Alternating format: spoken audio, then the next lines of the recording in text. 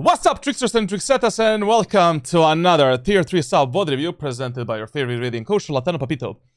Today at our coaching table, once again, we have our friend Krusty. You might remember him from summer this year, or I think it was summer, June or something like that.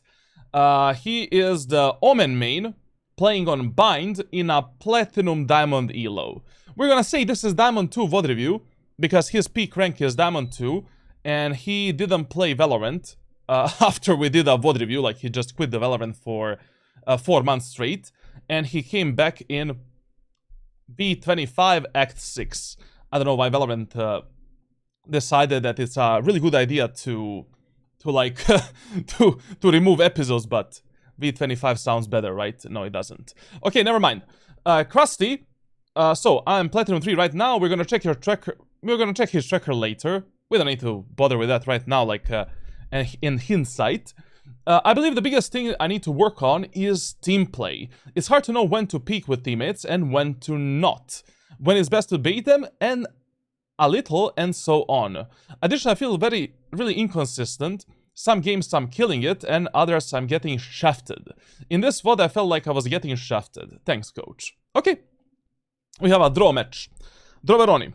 Okay, so first of all, like, when it comes to the consistency problem, like, I've seen on your tracker already.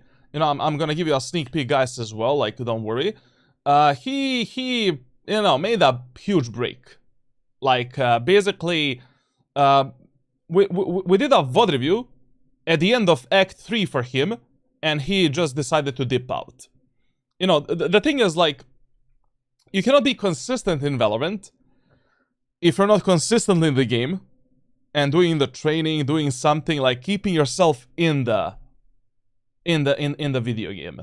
Like, to be fair, like, your performance this act is pretty good, considering that you didn't play Valorant for 4 months and you just came back. And also, I need to ask you, and this is a really important and a big question.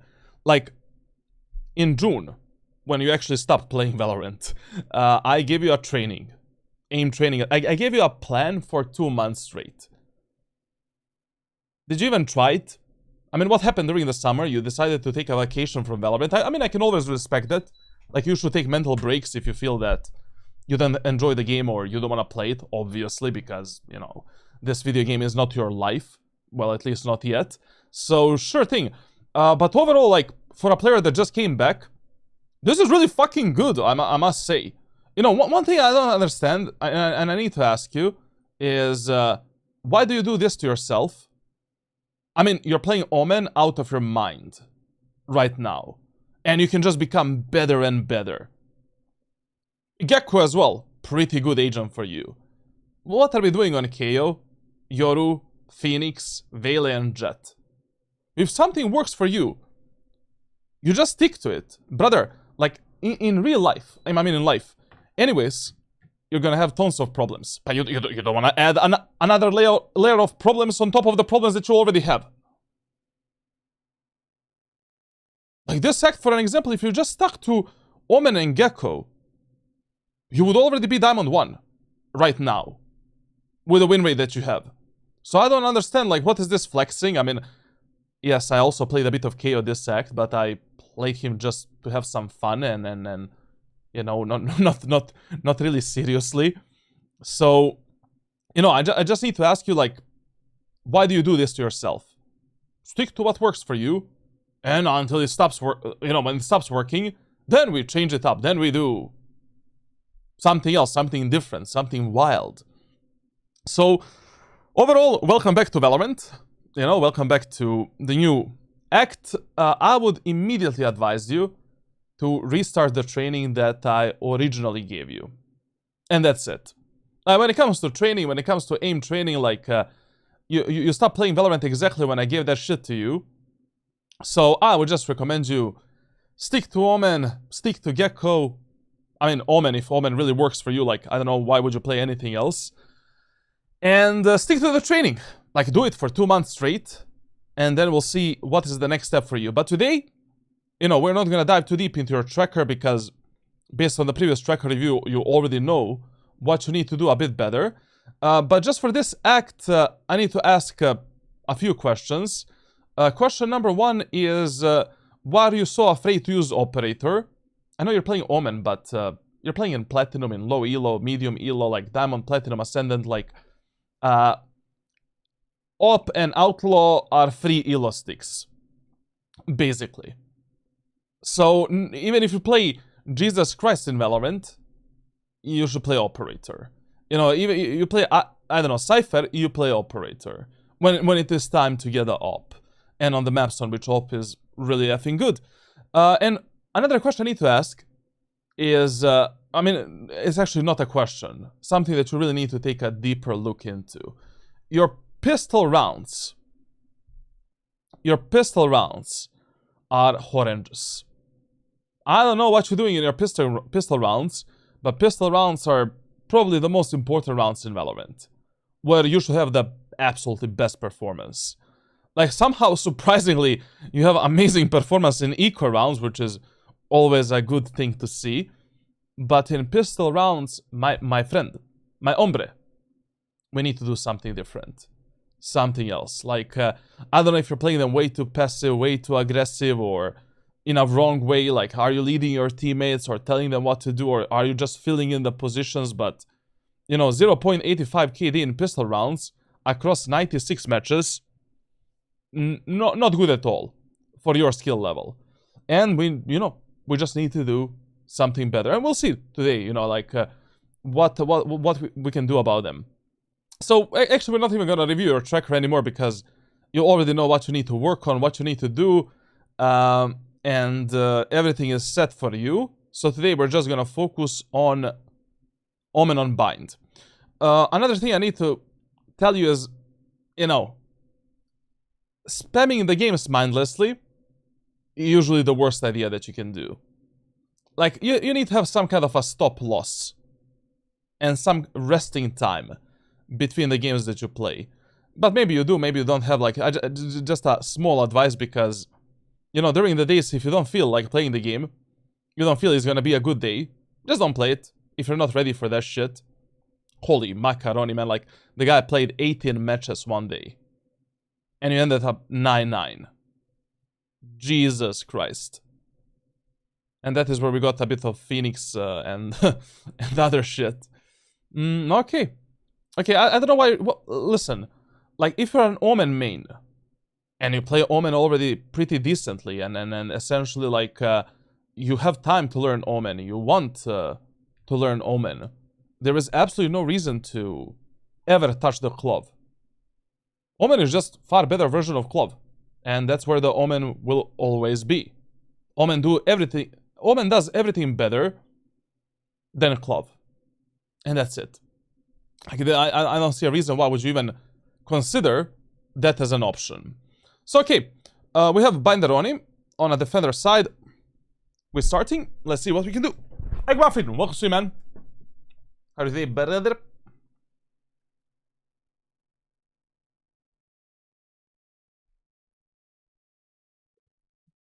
I'm opposite. I have 2 KD in pistol rounds. What I'm actually lacking is eco rounds. Okay. That is also fixable. Do you think Marvel Rivals fell off? I think Rivals was just hyped up too much. And those type of games such as Marvel Rivals, they don't have a... They can never have a bright future. I mean, the game fell off, but it is still standing, you know? It is still there. It is still good. It is still fun. But the problem with those type of games, it's really... You know, it's 6 versus 6. You know, Valorant is already bad with 4 random teammates. And on top of that, you get 1 additional in Rivals. And if you're not playing with friends, maybe, you know, Rivals can be a bit boring, tedious, or just, in a long run, become way too repetitive. And also for esports like Overwatch and Rivals are just, you know, just too hard to... It's hard making a good esports out of these games. But okay, the game is still fun. I don't know, I play it from time to time. It's not bad. Okay, so we end up on a specific map in Valorant, which in this case is Bind. So, first we need to ask ourselves, how should we play this map on a micro level on that specific side? So, rules on bind, very simple. Your default bombs are number 1 priority, B site. Number 2 priority, A site. Bind on a defender side should be a slow rotation map for you. So basically, after the round number 5, every single rotation that you do, every move that you make, needs to be based on some information that we got during the round or in the previous rounds. But for the first 4 rounds, in ranked solo queue, you should do fast rotations. You should rotate or make some kind of a move based on where are the enemies, what type of space they have taken from your teammates, how good are your teammates at that moment of time, and the list goes on. Now, on bind, the number 1 mistake that you can make is giving space to the enemy team for free. Because every single one of the choke points works in a favor of a defender side players. So the worst thing that you can do on bind is starting elbow, starting on site, starting in lamps and backside immediately, and giving all of this scheiße for free to the enemy team. So, you know, your starting positions should always be a bit deeper. We don't need to fight enemies aggressively always, but we need to get the info that we can give to our teammates whether or not they should rotate, and also to potentially get some picks, maybe damage the enemies a bit before we do our final strategy or before we fight on our final position. Now, in the first round on a defender side of bind, with Omen, I mean, like, you have like 2 options only that I would do in ranked solo queue. And that is a classic shorty strategy in the window.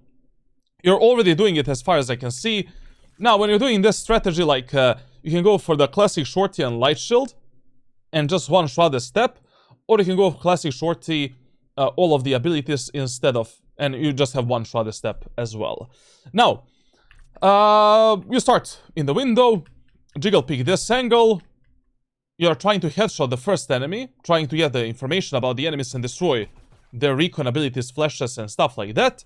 Instantly dropping a smoke like this, taking a shorty, demolishing the enemies, taking a classic pistol back, going back onto the bomb site. Or if you have a paranoia, maybe you can go for some extra aggression and maybe get a few more kills for your team.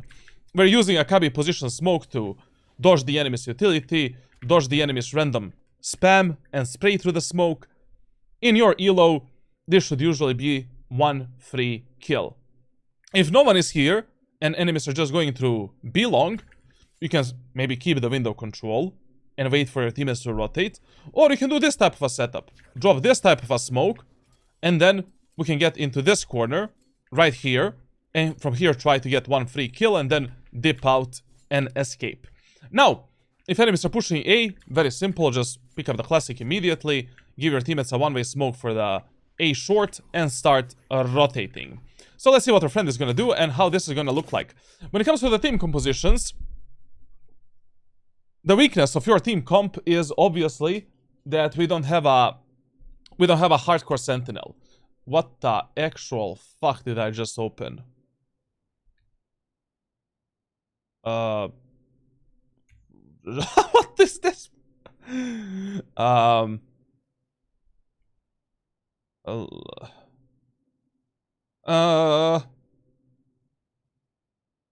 Wait. I guess I cannot put this on Control P. Just a moment. Let's put it on Control N. Wait. I'm becoming a professional coach now, so I need to use my pencil from now on. People, for the last like 2 years, people are telling me like, why are you not using the? Okay, I'm gonna start drawing on the screen so that you can, you know, if I need to illustrate things for you, I'll do it.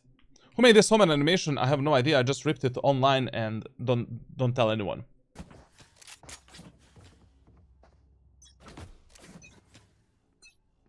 Oh, so we're playing a replay system, huh? Okay, when it comes, you know, even though there's a replay system, we're not gonna hindsight at all. I'll tell you exactly what you should do before something happens. I mean, as always, to be honest. So here, listen. Like, instead of... Like, when you're playing this classic shorty strategy in the window, and generally, whenever you want to play shotguns in the close range angles, like, you really, but really, need to do this. Like, the whole point of this is to maybe headshot the first enemy, apply some damage, bait the enemies, bait their utility, and also to destroy the enemy's recon abilities, flashes, and shit like that. And then, you know, you instantly drop a smoke, pick up the shorty, demolish the enemies. Cover going out.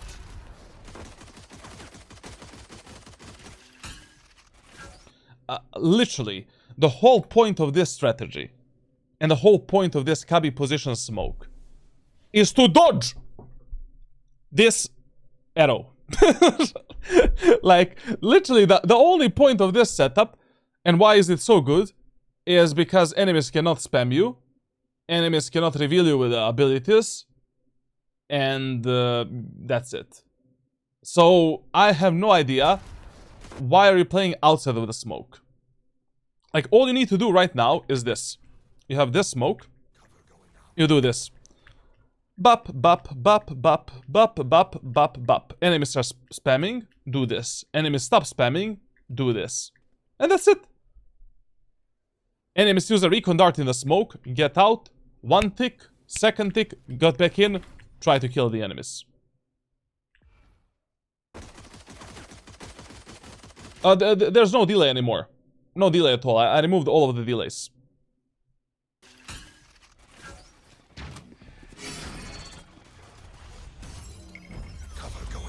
I love, you know, your fast thinking and decision making, but we should have gotten a kill here. I mean, we should have gotten maybe like 2 or 3 kills actually with a shorty. Maybe 1, 2, 3. I don't know. Like, the whole point of this strategy is we want enemies to push us here. You know, you want to fight enemies with a shorty. You should not be this afraid and this passive. I mean, yes, in a first round you don't want to die like a potato.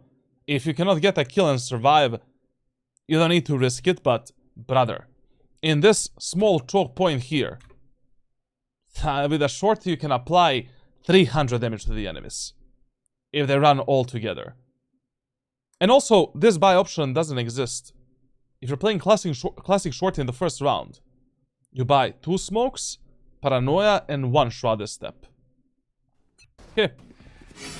I mean, I love this adaptation that you're doing right now, but still, you know, missed opportunities in this round, and a lot of them. Not to mention this, like, you know, not only that we missed an opportunity to make a numbers advantage, now the enemies can just back off, reset, rotate on A, and we lost all of the info and every single chance to get some kills. Now, there is one good thing that happened during this round, and that is your raise applied enormous amount of damage onto the enemy team. So probably that's gonna be enough to win this round. Probably. Probably. I don't know what we're even trying to do here. There's nobody there. Like, I mean, if you don't see any enemies here, don't even try it. Like now, you know, with a shorty, you're fighting only in the range between 0 and 5 meters. If enemies are not in the smoke, don't even try it. Like, you're not gonna kill anyone. I don't know why I even did this. Like you should have just chilled in the smoke. The problem of this round is, like, you don't know if enemies are still in the window. Like, we still need to keep silent inside of the smoke, wait for the enemies, and as the smoke is disappearing, we dip out into the bomb site. But the main problem of this round is, like, you just pussied out, like, literally, and I don't know why. And you misplayed the strategy. You play in the cubby position of that smoke. Oh, we're playing a double controller setup. Aye. Okay. I mean, you're playing Omen, you're a duelist. Yo, Bang Shen, we'll see, man. By the way, whenever you're playing this under window position with the shotguns, like, you just consistently look up. Like, usually you want to play like this. You want to see every angle from which enemies can engage you, and you can just stay underneath here. And you do flick right or flick left to kill the enemies, and that's it. Silence. Okay, good kill there. Enemies are pushing A, we got that info from our raise. Listen. If you already see on the minimap that enemies are pushing A site, enemies have smoke on the A site, it is time to pick a pistol from the window and rotate. I don't know what we plan to do with this shorty now. Literally the whole point of this strategy is you have a shorty and you have a gun. If shorty fails, we still have a pistol. And not any pistol, but we have a pistol from the Sova. Oh, that's One enemy remaining. plus 20% Russian accuracy. Okay. Now it makes sense why you perform so bad in the pistol rounds. Because you're not actually playing the strategies properly. Like, this is not how you play the first round of Bind. I mean, yes, you played like this, but you know, this is a huge sign. Huge indicator that on other maps, only God knows what you're doing. Went from Platinum to Immortal 1 with your videos, thank you. No problem, and even more to come in the future. So now, on Bind. Whenever we win the first round, so you vulnerated the first round when the enemies pushed B. Big W for us. Second round, we always play on the A side. Now in a second round with Omen on Bind, you have a lot of different options. Like, you can go for the Judge, Heavy Shield Utility, bait the enemies to come towards you from the lamps, destroy their abilities and just delete them in the lamps. Option number 2, yes, you can go with the Marshal or Outlaw and immediately play from top of the truck and just abuse Marshal and Outlaw to win the round. You can go with a Stinger, Heavy Shield and Utility as well. It's really up to you, whatever you prefer. I'm doing good and bad, mostly bad, but we don't care. Why are you doing bad, man? Batman.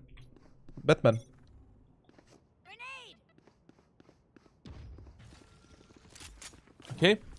I just don't know where are you rotating right now. Yes, I told you that in the first 4 rounds of Bind, you should do fast rotations. But what type of info did you get right now to even rotate? Like, we like have no info in the showers, no real info in A short, no info on the B side, plus your teammates are making a... If I see one more time someone playing like this on the B side, I'm gonna rip my eyes apart. But it is 2025.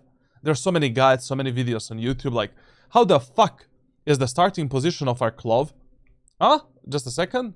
No, not the tab, bro. Like, what the fuck? I have so many keybinds, man. Like, wait. I need to do something about this. If you want to be professionals. Just a second. Just a second. How do I reset to default? Okay. So, Control Shift 3. I need to get adjusted to this, bro. Too hard for me. So, Control Shift... Aha! Look at this now. Look at this, bro. Art classes with Charlatan. So how the fuck is this our starting position on a defender side of Bind? I understand. It's an eco round, hull by round, whatever, like, you know? Anti-eco round, sorry. We don't need to aggress the enemies that much. But this cannot be your starting position.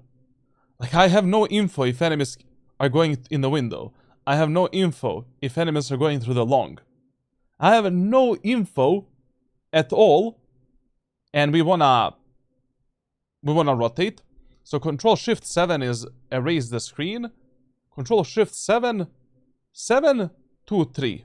Okay, I need to remember this. Chat, remember it for me, because I'm gonna forget. Control Shift 7.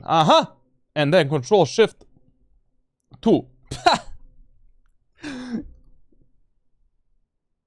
Picasso. The thing about this round is like, you didn't have to drop yet behind the truck. Like, you don't hear, you don't need that. You need a shortcut in OBS to zoom into minimap, or we can do that as well. Actually, a really smart idea. What the fuck? You guys are actually smart. So, we still could have held the short even though it's walled for a bit, and then maybe focus on showers. At least one thing, I'm glad you're actually not rotating. Like, I thought you were gonna rotate, and that would be horrible. Okay. Okay. We got cucked here a bit. I love this repositioning. You know, right now you're useless to hold the A short, no problem. We can hold the showers and we can just react on the raise contact. Very smart, very good. Why the fuck do you do this, bro? Okay, when should you do this second smoke in the showers? If you right now want to fight in A short with your raise. But your raise still didn't die. Enemy still didn't push in this. She just died right now. But you want to see the shot. You have outlaw, bro. You just go for a body shot. And that's it. Like, these enemies are under the pressure. One thing I'm surprised is that enemy Omen in a Platinum Diamond lobby did this smoke on top of the truck. Like, that is such a good game decision. Like, this smoke right now, if you have only one smoke, is the best shit you can do for your team. And it's amazing, man. Kinda unexpected from these players. Much for outlaw in a second round, you say. I would almost always go for the outlaw, just to have higher chances of winning the third bonus round. But you're not gonna make a mistake if you go even with the marshal. It's really up to you, and which map you're playing, like.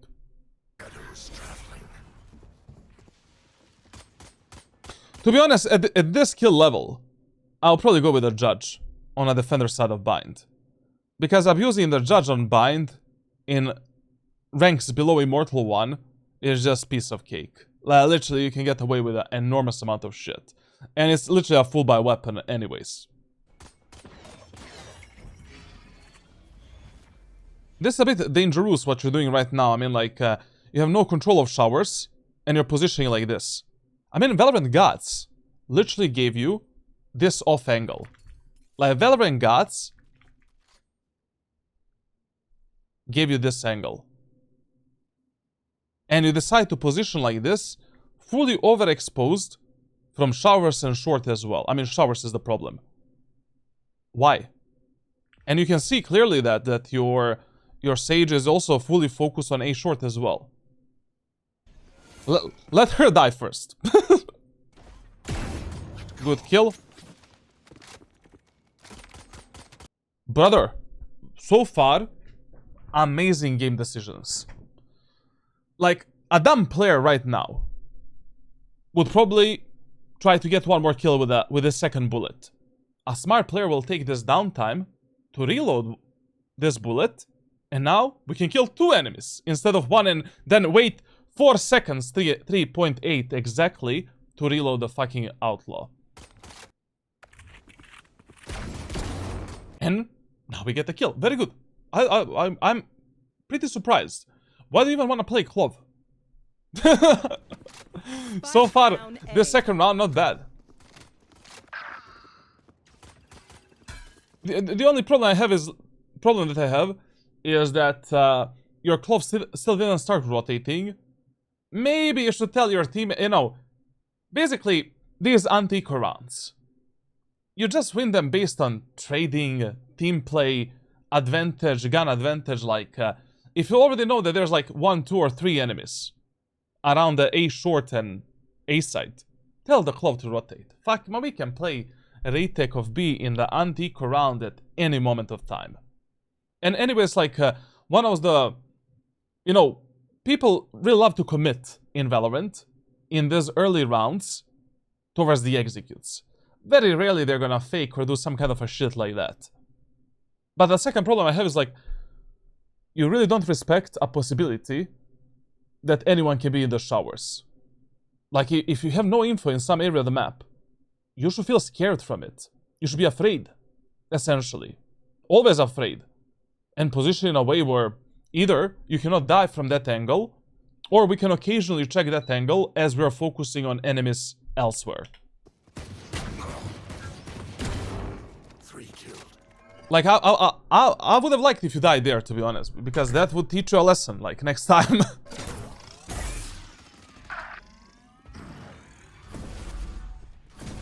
Okay. Clove, time for you to shine, finally. Clove was on the B side for 1 minute and 15 seconds. Okay. We heard the guy. Very nice. Spike down B. Last player standing. Good. I mean, very good. Very, very good from your side. Okay. Now listen. So in the first round, enemies went B. We won the round. In the second round, enemies went A. We won that round as well. So in this third round, where do we play? Yes, we play on the B side. That is the best gamble, the best decision, and in a long run, the best shit you can do on bind. So, you know, now with the outlaw, you practically have like 2 options. You can still play in the window. You know, you have a shorty and outlaw. Like what you can do, for an example, you can tell your sage to wall of the long. You hold this angle, hit the first guy, do the smoke, and now, once again, bop bop. Rotate onto the side after a kill, reload that 1 bullet, and now we can, you know, take maybe some secondary off angle from which we can F up the enemies. But we can play long as well, it doesn't matter.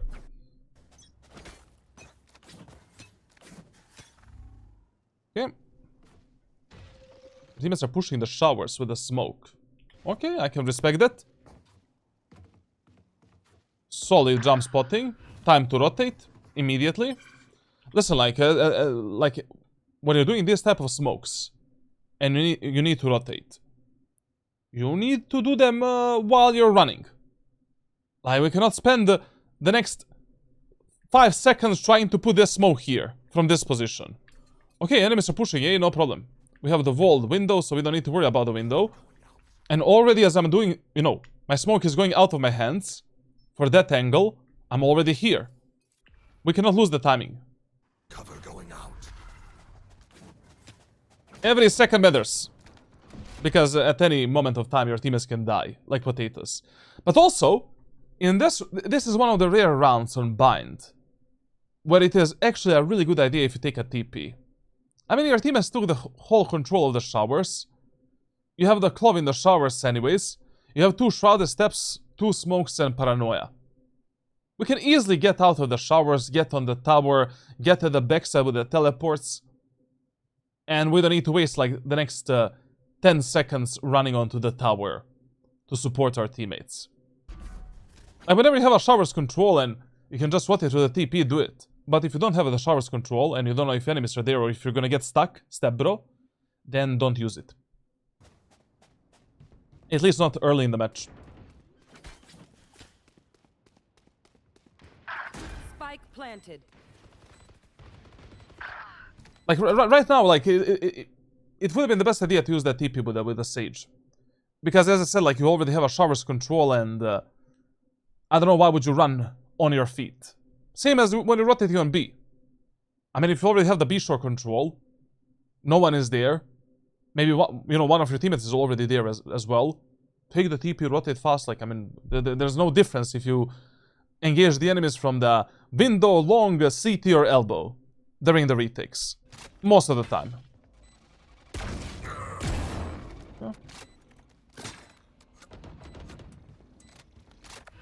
Now listen, like at this moment of time, we need to be very smart. Like when you're in a huge disadvantage, numbers disadvantage, economy, or generally some kind of a disadvantage, like default smokes are gonna mean shit to you in this 2v4 retake.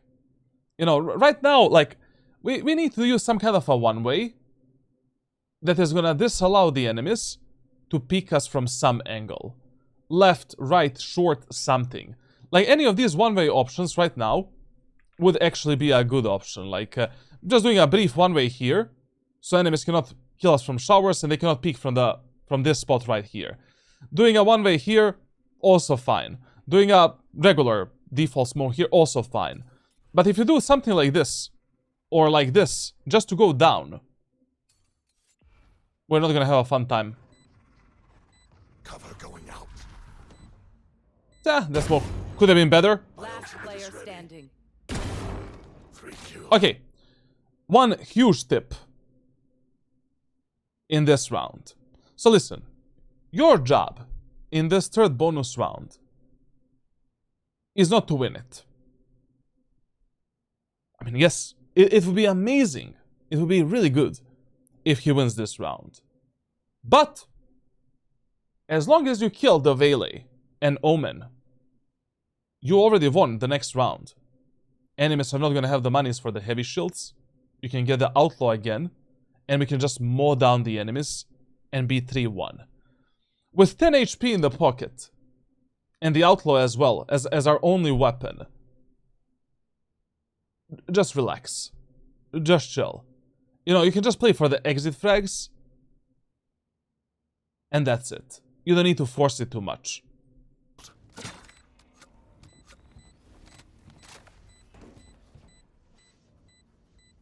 Also here, like, I mean, if you already wanted to engage the enemies, like, play with their mind a bit. You know, maybe use some fake shrouded steps or the real shrouded steps. I mean, at the end of the day, you have all of your abilities. Like, enemy Omen just did a smoke for the site. You know that no one is on the left side. Like, I don't know, TP here, you know? Use a second fake teleport. Maybe use a smoke for this if you see the Vele. And then engage the enemies and try to do something. If you already want to do something. Okay, that actually is fun.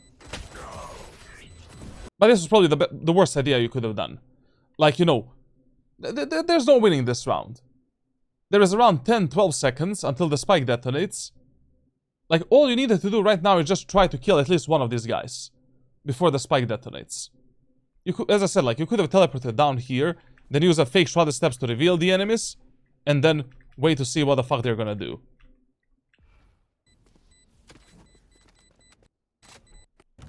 But good damage anyways. No problemo. In this round, playing on the B set again. Okay, once again, statistically good game decision. It's fine. Very, very good, actually. Not only that we can gamble in this round with your positioning, but also statistically it makes more sense that you play on the B side. Plus, you have the ultimate. If the enemies are going A, you can just instantly teleport on tower and support your teammates. Outlaw again. The thing about this round is, I don't know, you know, we only killed 3 enemies in that previous round. 2 enemies can still drop the weapons for, you know, 2 of their teammates. Like, you know? I don't know if I will get Outlaw in this round because they can still drop the weapons. Like, we didn't kill 5 of them. But there is a chance that at least 1 or 2 enemies play with a light shield, so at least we have that. Okay, this is an instant rotation for you. Basically, smokes are down, 1 of your teammates is dead, you need to rotate. You see nobody in B long, window is walled off, you need to rotate. Instantly. Right now. We are pressing that sex button and we are going. Especially now. We're once again late for 7 seconds. 5-7 seconds for no reason. Watch them run. Spike planted. Last player standing. Listen, don't greed for the guns like this if you don't know where are the enemies. you know, we should still approach this area of the map safely. Maybe do some kind of a smoke to distract the enemies a bit or to cover this gun and then pick it up. Like, this was pretty dangerous what you did, considering that enemies took the bomb site right now. I mean, literally at 1:15. You have absolutely no idea where are the enemies. I mean, if one enemy had a timing Spike planted. to already be here, what makes you believe that, you know, maybe 2 or 3 enemies are not behind him? Just never agreed for the guns. Like, literally, that's the worst thing you can do in Valorant. Especially if, you know, you're already 1 versus 4. We're not winning this round anyways. Okay. Now listen, in this next round, you should have played on the... You should have played on the B set as well. Because of rule of 3 executes. Unfortunately, you need to gamble on these rules. Like, you just need to gamble. If something works 60 to 80% of time, it makes absolutely no sense doing a 50-50 gamble. Like, the next round would be this round would be my last round where I try playing B before I turn my focus onto A site. Only because of the general player's mentality in ranked solo queue.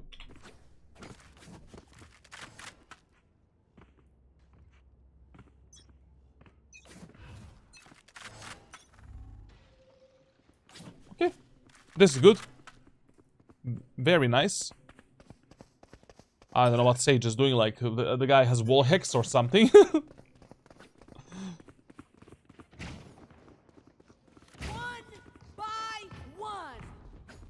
Now, hear me out. If you're already playing a double controller setup, like, and your Clove already does default smokes on the bombs that they're defending, feel free to use one of your smokes or maybe both of them to protect your teammates or to give them higher chances of surviving during this execute. I mean, right now, like at this moment of time, you heard enemy Vele using the ultimate. We have this smoke setup on the B site, like just default smoke in the window and default smoke here. I would still give my teammates this smoke right here. Like, they can use it to potentially escape the Vele ultimate, to potentially outplay the enemies as well, and especially if you notice on the minimap that your teammates don't have any specific crossfire setup, utility setup as well, that can fuck up the enemies here. It's okay. Give them a smoke like this or like this, so they have more room to play around, and more timings on which they can surprise the enemies and maybe fuck them up and trade themselves for a few kills. Buy one.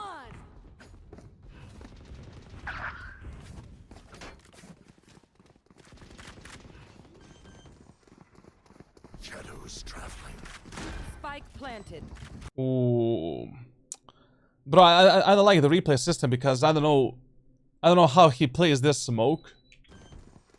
This is a good smoke that he did right now. Like a really good smoke for aggressive retakes. But there's 2 problems. Problem number 1 is I don't know how you placed it. I mean, we're gonna see it anyways. And the second problem is this smoke, this aggressive smoke cannot be deployed this fast. Like, basically, the time frame distance between a smoke into which you want to teleport, basically between your smoke and a teleport, cannot be more than 1 or 2 seconds. Because enemies might have time to get in the smoke. They might realize what the fuck you're doing at that moment of time, and the things are not gonna be pretty. Far from pretty. Planted.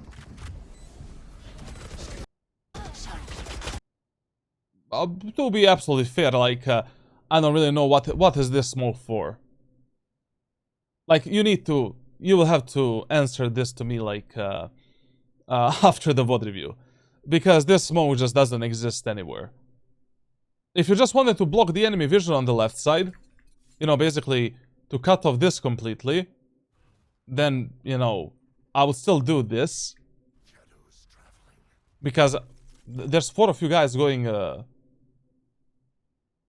the CT. I mean, we can play a trading game. We have a paranoia as well for the site, like.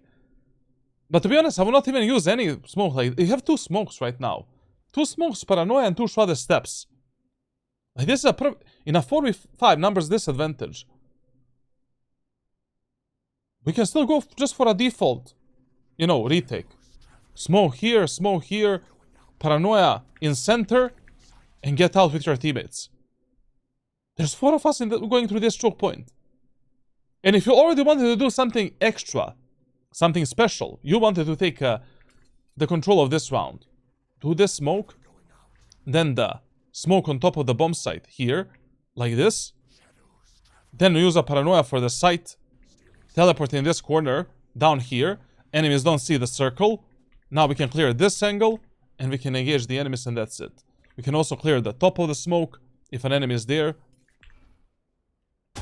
So I don't like this smoke that you did. It just fucks up your. I don't know. I mean, it's just a bit useless considering we had like 2 shrouded steps, 2 smokes, and a paranoia.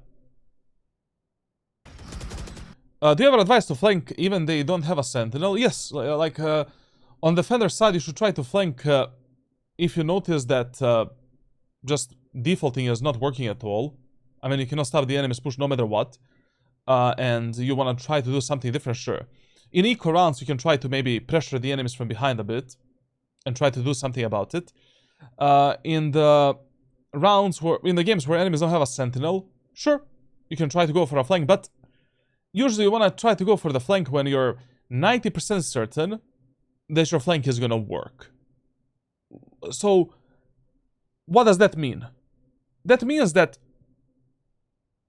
once you complete the flank, you're not going to end up 1 versus 3, 1 versus 4, 1 versus 5. Which means that your teammates are not going to die, and they're going to wait until you complete your flank. But it is absolutely pointless flanking if your teammates are just instantly dying. They're giving space immediately. You complete the flank and you're always like 1 versus X. With a spike already being planted. Last player standing. As I said, like in that previous round, I would actually play on the B side because of a rule of 3 executes, and I think we covered that rule in the previous VOD review that I did for you. And also, this round as well, I would play on the B side. Once again, it's your default site. If you have no idea where the enemies are gonna go next, it's always better to gamble on B site. Because B site of Bind is the bomb site in Valorant that is the hardest for the retakes. Like, the success rate is abysmally low in ranked solo queue. Let me see, what the fuck? Listen, man, like, I will still prioritize the heavy shield instead of getting some of these abilities. In the previous round, you played a regen shield. Okay, in the previous round, you had to play a regen shield. Okay. But in this round, with a judge, how many credits you have? So we have 3,300. I would get a judge, heavy shield, 2 smokes and 2 shrouded steps. I'll basically play without paranoia. Fuck it. Heavy shield is always more important. It's definitely gonna be useful. Paranoia, I don't know. Sometimes maybe good, sometimes maybe shit. It's really gonna depend on where we take the fights with the enemies. Big fan of your content, amigo. I'll be joining you this for soon enough, and maybe private coaching as well. It's like, sure, man. I'm here for you. Insta rotation. I don't know. Listen, like, don't waste your time doing the smokes if there's already nobody on the bomb site. Your only teammate defending B just died. Your teammates are in the CT. Relax. And also, if you're already doing these smokes, run. Go.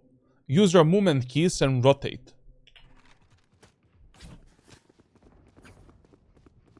Like, already at this moment of time, you should be close to your race. We are losing that spacing to play these retakes.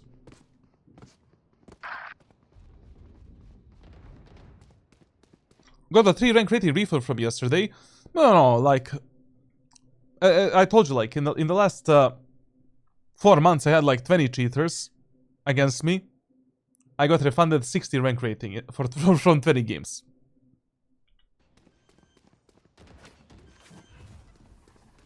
Shadows traveling.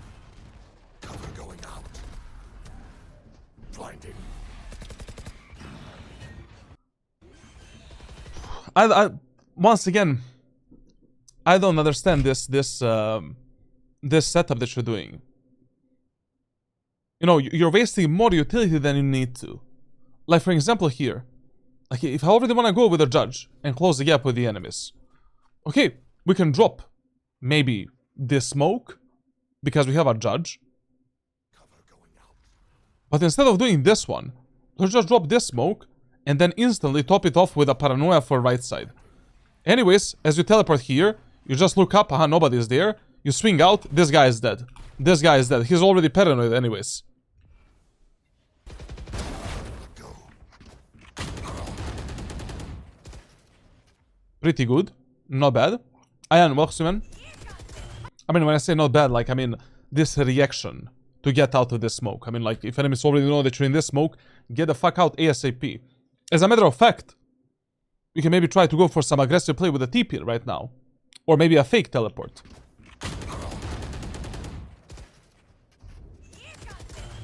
Last player standing. Okay. Now in the next round is the round where I would play A set actually. Because 2 times in a row, enemies push the B site. And once again we can use the rule of fear to make a decent pre-assumption that enemies are gonna go onto the A. Oh, look at that. Once again we are right. Maybe. Maybe not. We'll see now. Yeah, we're right. I'm just waiting for the kids to go to bed before I go on my Phoenix grind. Was practicing the flashes. I'm gonna show you some Phoenix techs if you want later.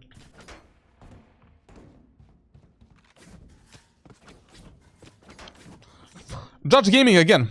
Okay, we can do that.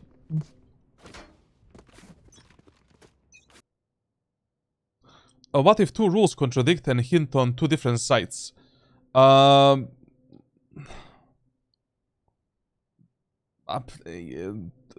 rarely, like 2 rules can contradict. Like, you know what can contradict? Enemy's ultimate status, or enemy's economy on some of the maps. Like on bind, we have around 10 rules to predict the enemies on a defender's side, and on bind that cannot happen. But on a map such as Split, it can happen. You know, if maybe Killjoy has the ultimate, Fate has the ultimate, Breach has the ultimate, enemies have eco, hull by bonus round, but they did a specific push. Like in those case scenarios, like, but usually you want to play your default position on that map. You know, not the default site, but the default position. For an example, on Split, if some rules are contradicting and it's like 50-50, usually the best gamble is just start in the vents or start B tower and play fast rotations between A, B, and mid.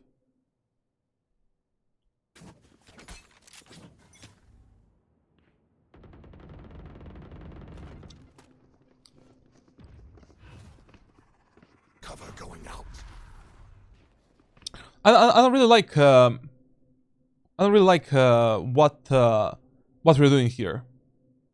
Whenever you're playing with the shotguns, these close range angles, you need to bait the enemies first.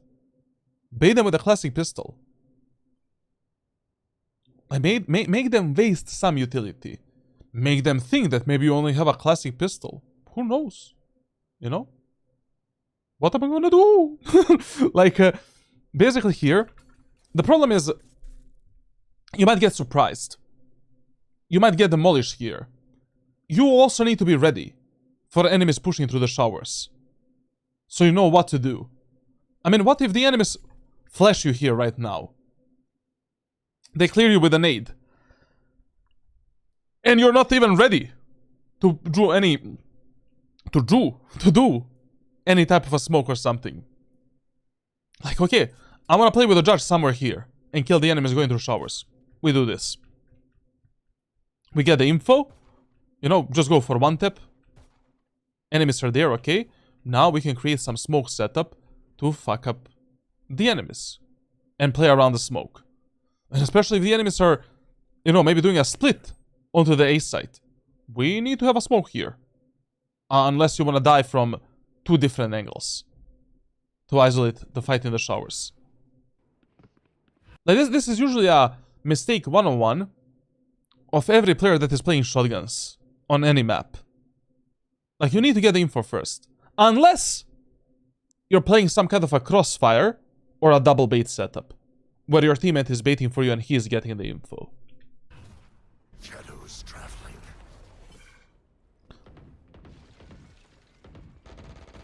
Like, even this is dangerous. Very dangerous. Sova can use a recon dart, drone.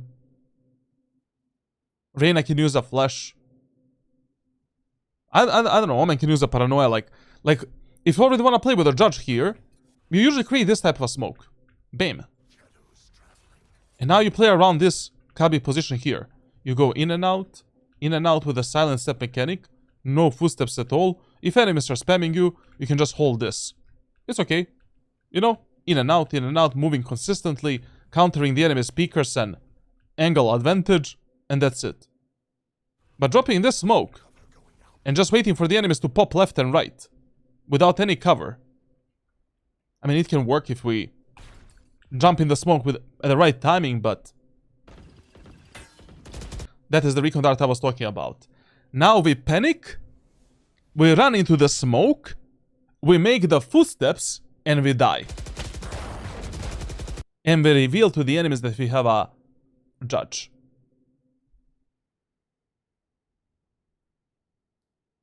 If you just bait the enemies with a classic pistol, get the info first, then use the smoke,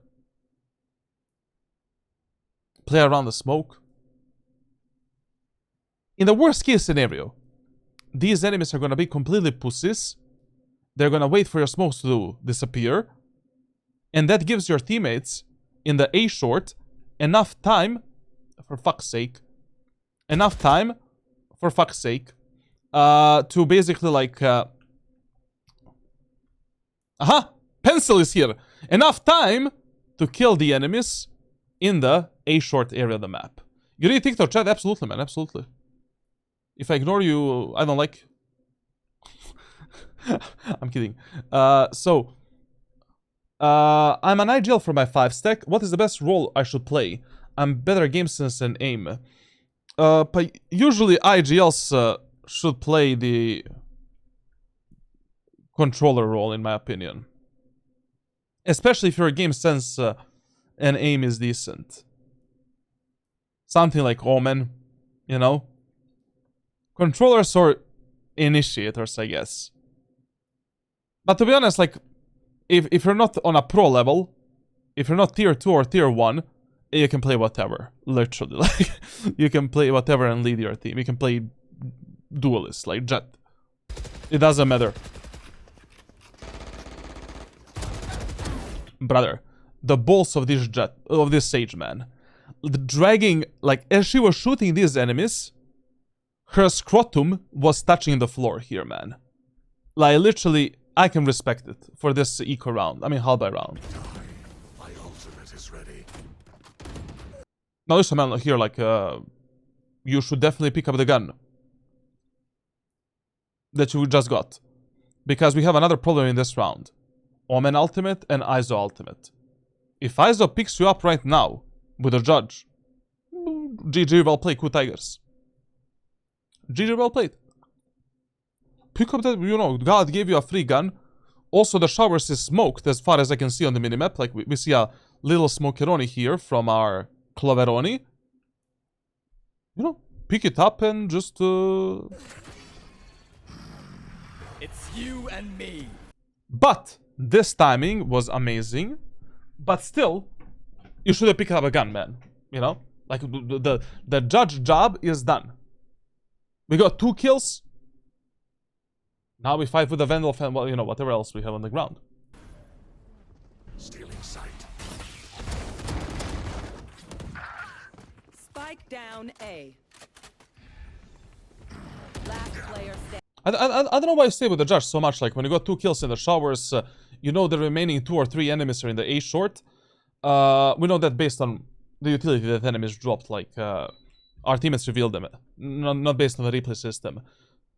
I don't know why you didn't pick up the gun, reset the round, go at the backside, and just play with your teammates. Good job with the judge. Like, we got a kill, we got 2 kills. Your job with the judge is done. You know? And also, like, I mean, this is probably a misclick from him. Because he usually does it, but always, literally always, when you're teleporting with Omen, you always want to jump. Your TPs should always look like this. But always. Like, basically, you know, even if you do it from this position there, do it like this.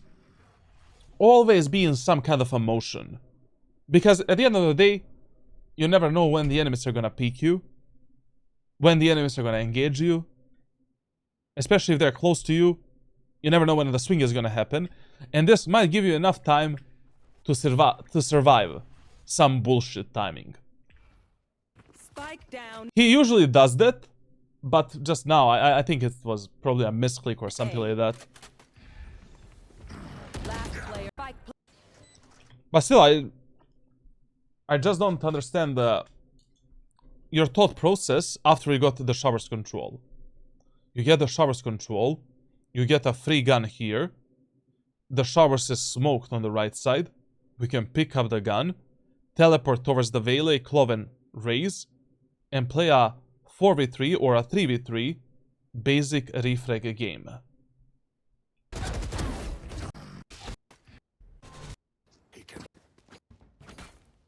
Now, in this next round, I'm not gonna lie, I would actually play on the B site. Only one reason. You wanna know the reason? I'm not gonna tell you. Okay, so the reason is, enemy Vele has the ultimate. Players in ranked solo queue are usually very repetitive of how and when they use the ultimates. So if the enemy Vele did the ultimate on B site the first time, chances are pretty high they're gonna go B again with that ultimate. That's, you know, one of the main mistakes that people make in ranked solo queue. They are way too repetitive with their utility usage, pathings, and the way how they play the game. Now, I don't know if this is gonna happen, you know, it's just a blind guess based on usual players' mentality and patterns, but anyways, in this round as well, we have the Omen ultimate. In the worst case scenario, we will be teleporting from B side towards the A side to support our teammates.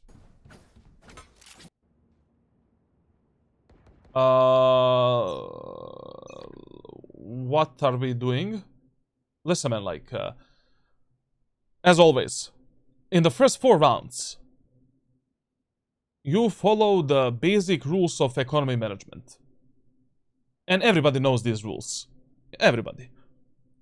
But from the round number 5, you manage your economy based on what your teammates want to do.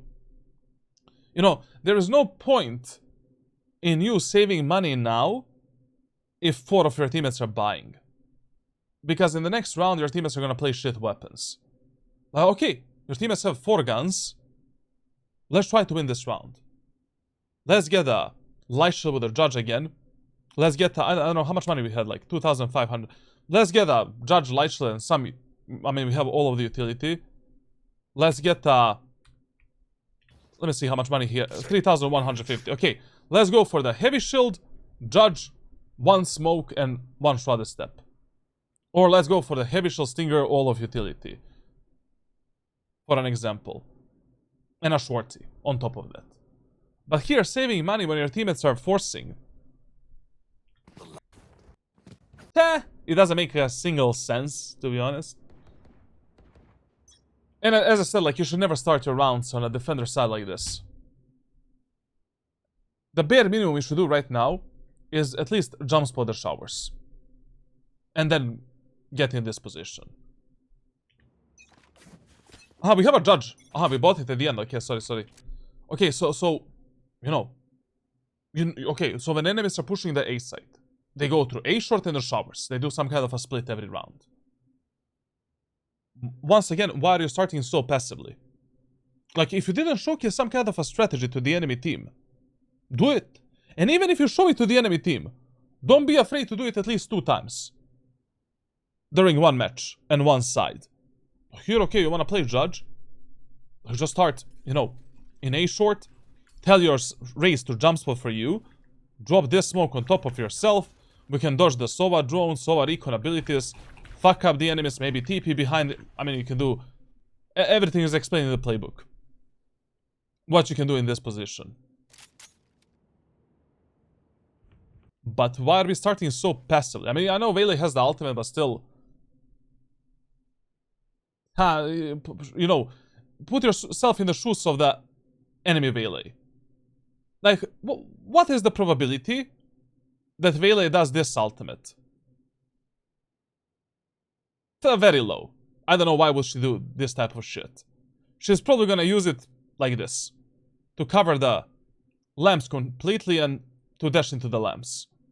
You can still dodge her ultimate on this position here and then get back into your smoke and make the babies to the enemies. Cover going out. Now we're definitely fucked. If Vele... that's our Whaley. Can I get... Uwu? You mean Uwu? You mean you want to get an Uwu?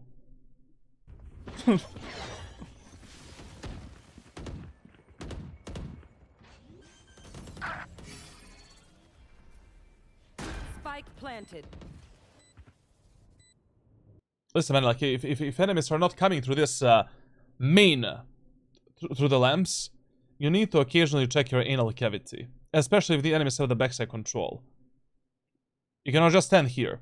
And if there is a chance that enemies are gonna kill you from this position and this position, you need to play like this. Unfortunately.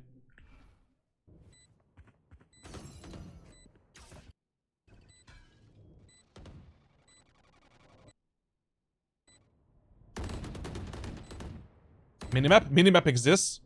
You heard the guy behind you. You heard the footsteps behind you that are really close. And you still focus in front. What? Last player standing. Traveling. Listen. So. Step Bro is stuck in the lamps with a shotgun. What is usually the best play here? The best smoke you can give to yourself is this type of smoke. Like this. You can clear this position, and then from the smoke, we can, bam, do this. We can reveal the enemies, play with their mind, and then decide onto which enemy we want to drop. Or with a second shrouded step, once we reveal the enemies for the first time, we can actually go somewhere and go for some kind of a play. At the end of the day, if you think you cannot win that round, later. But doing a default smoke there for A short, and then going backside with their judge, you will just meet your maker. Bro will do anything to sell the playbook. Brother, that playbook is probably the most cheap and the best content you can get anywhere. Literally. And I'm not even exaggerating.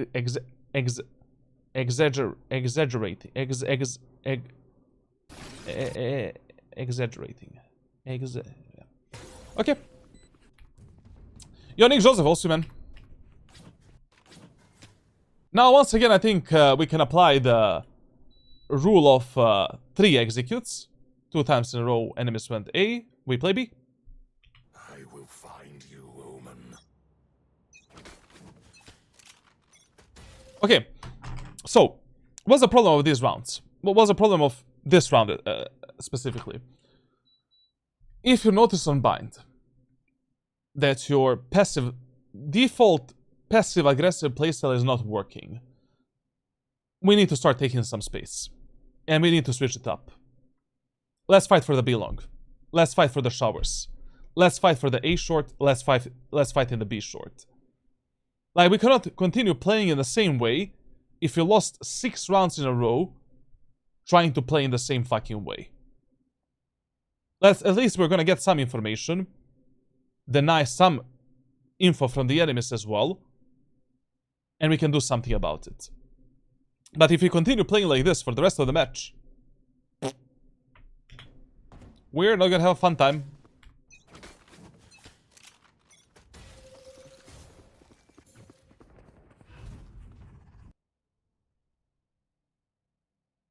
Sometimes Diamond and Platinum players just absolutely amaze me. Like, this type of shit.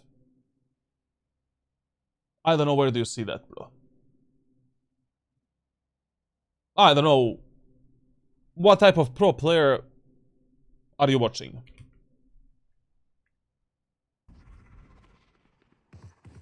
Cover going out.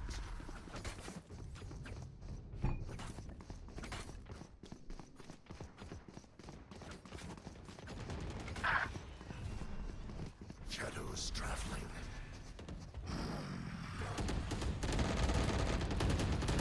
To be completely honest, like, we have 3 controllers on the map. I don't know anymore who smoke is who, bro. who is smoking what? You need to stop showing me this replay system. I'm not gonna review these VODs anymore. Like, I see one more replay system, I'm done. Like, bro, this is so stupid, man. I don't see what he's buying, where he's using utility. Like, literally, it's so stupid and pointless.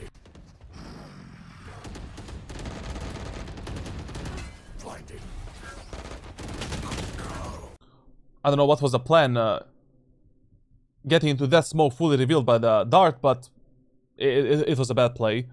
Like, just, you know, the only decision you can make here is destroy that arrow and pray to God that someone is not in the smoke and is not gonna peek you.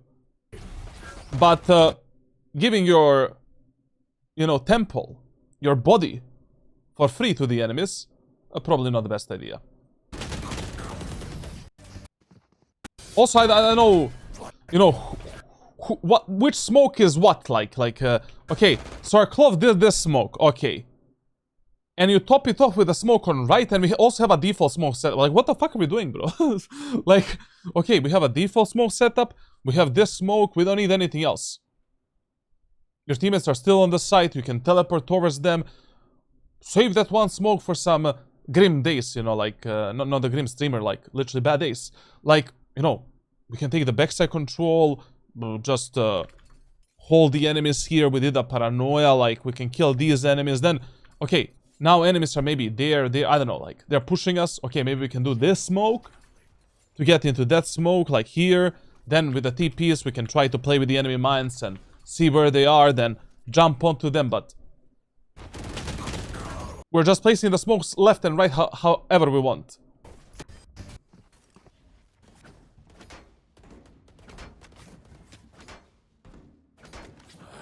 I just don't, you know, especially with the double controller setup. Yeah. But I just said it, like, I was about to say that he is watching the streams too much, like, he is watching the streams too much. Basically, with a double controller setup, it makes absolutely no sense to play this passively anyways. I will try, you know, for the first 4 to 6 rounds, playing in a default basic way how I explained in the playbook.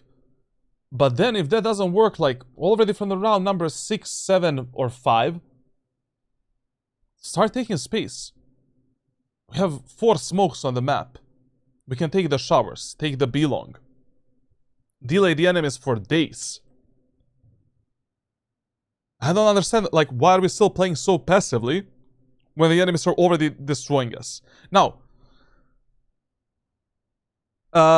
whenever you're feeling like something is not working, like you're feeling stuck, but it is time to take some different action.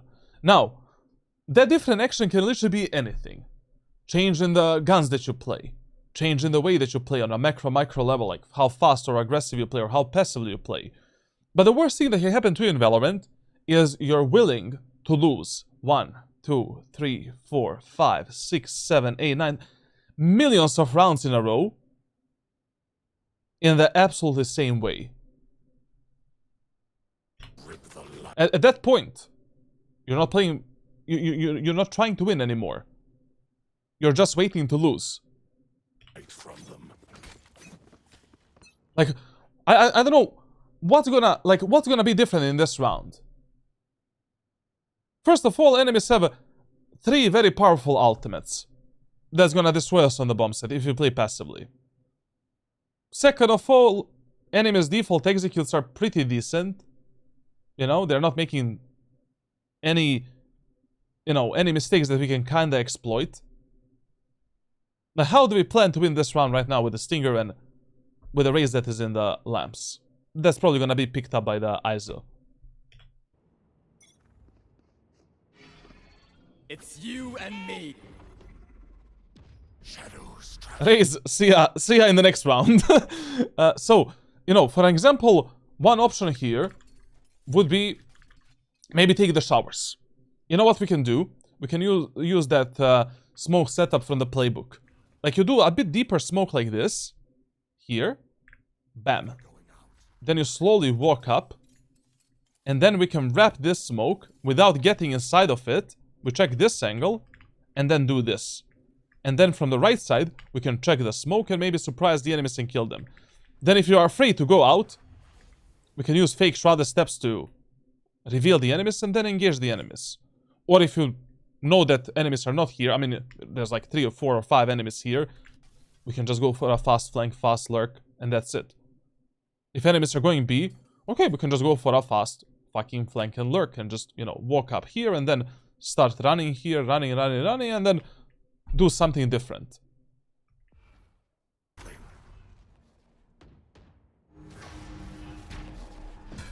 Cover going out. To be honest, like, the only thing that our protagonist can do here is trade himself for maybe like 1 or 2 kills. And I would go for a suicide play here. So what is a suicide play on the A site? Basically, you just camp in the smoke with a close range weapon, like Stinger or like Judge Bucky, something like that.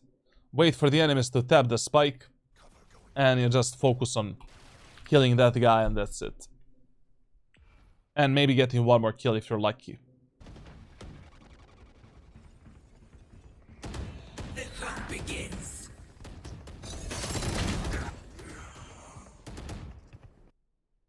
I mean, enemies decided to do that instead of you anyways.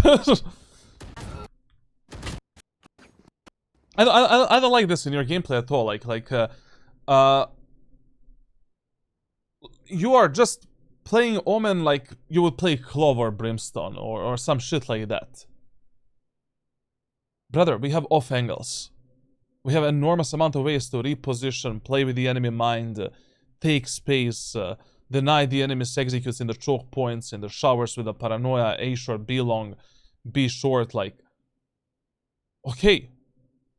I love that in the first few rounds we played a bit more passively, in a bit more like proper orthodox way, but like we lost 8 rounds in a row. I don't know how you're willing to lose so many rounds in a row without changing anything. Plus you are the top fragger in your team. You know, these enemies are nothing I don't feel these enemies when they're fighting you. You know, they're nothing better than you. But they're better than your teammates, definitely.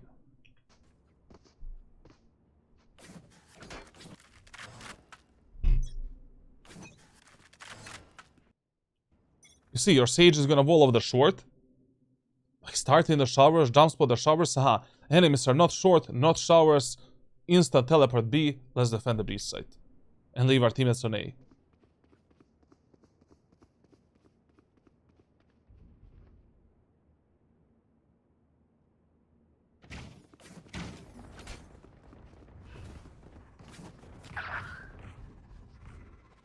Cover going out. Nowhere to run. You know, I don't know how you play other games. Like, you just submitted this one VOD, and I'm gonna be completely honest. I don't remember what I've reviewed in June, you know, for you. Like, I coach, like, enormous amount of players. But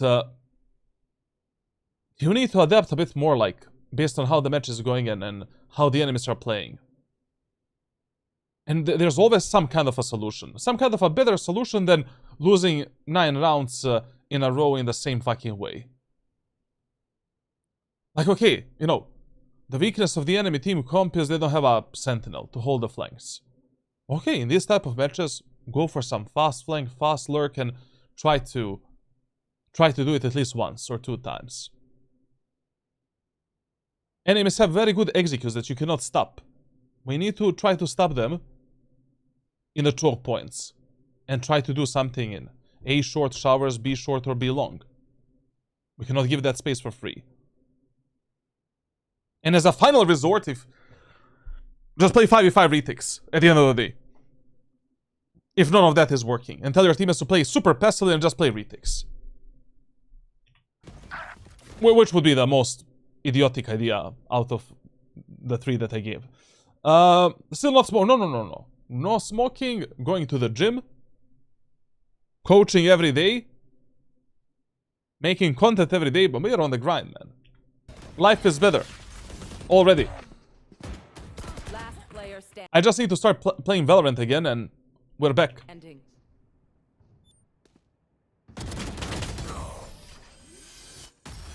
Listen, even though right now it's 2-8, and you know, losing this round is gonna be 2-9. I would still save this gun for the next round. Fuck it! You know? Like, how are you gonna win this 1 versus 4? It's pretty impossible. Your economy is shit. At least if you survive, you can drop 1 gun to your teammates and maybe have a chance of winning the next one. Not every round is winnable, but every match is winnable. Now, when it comes to this specific round, I just don't understand why you don't use your ultimate for fast rotations. Like, why? Like, basically, the most... Like, when it comes to Omen teleport on a defender's side, you use it to rotate, to pick up the guns, to reveal the enemies, or to go for some place if you have some specific outplay on a specific map. At least if you don't know how to use it or when to use it, just use it to rotate fast and to help your teammates say, like, already here, when your team has made a contact with the enemies on B, rotate. You already know based on the previous rounds that enemies are just doing 5-man executes. And they're committing to their they're never rotating. They're never going back. They're committing. Go teleport at the backside. Play with the Valet. Play with the Clove. You have a Paranoia. 2 smokes. 2 shrouded steps. Stop the enemy's push on B. And if the enemies rotate onto the A side, at least we're gonna play a 5v4 retake. Or a 5v5 retake. Instead of you playing a 1 versus 4 retake. Last player.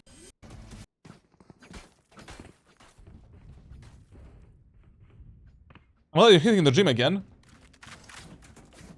Same, man. Like, basically, going to the gym is probably like 80% of my ego and confidence. It has such a mental impact on me. It's insane, bro.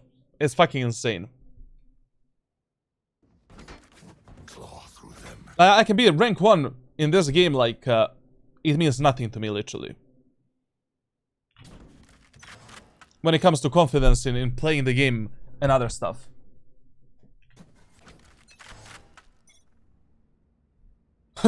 Okay, so we established in the previous rounds that the passive gameplay is not working at all, and we cannot play passively. What do we decide to do? Yes, sir. Let's play even more passive than we played in the previous rounds.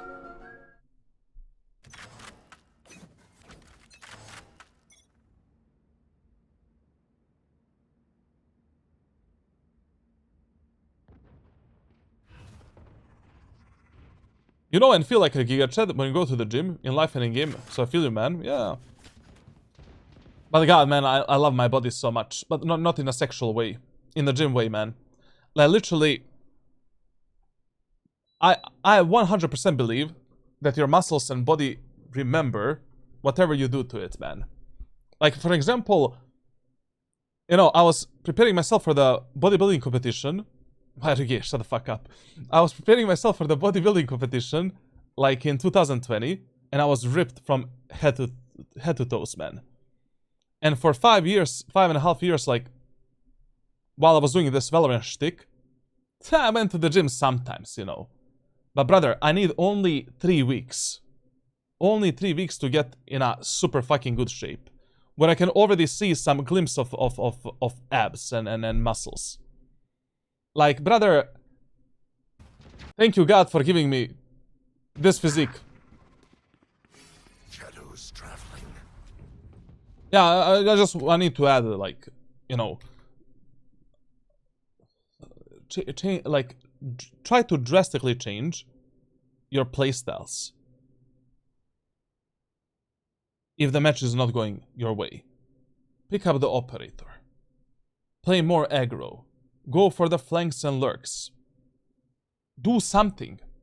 You know, the worst thing you can do in Valorant is just doing nothing.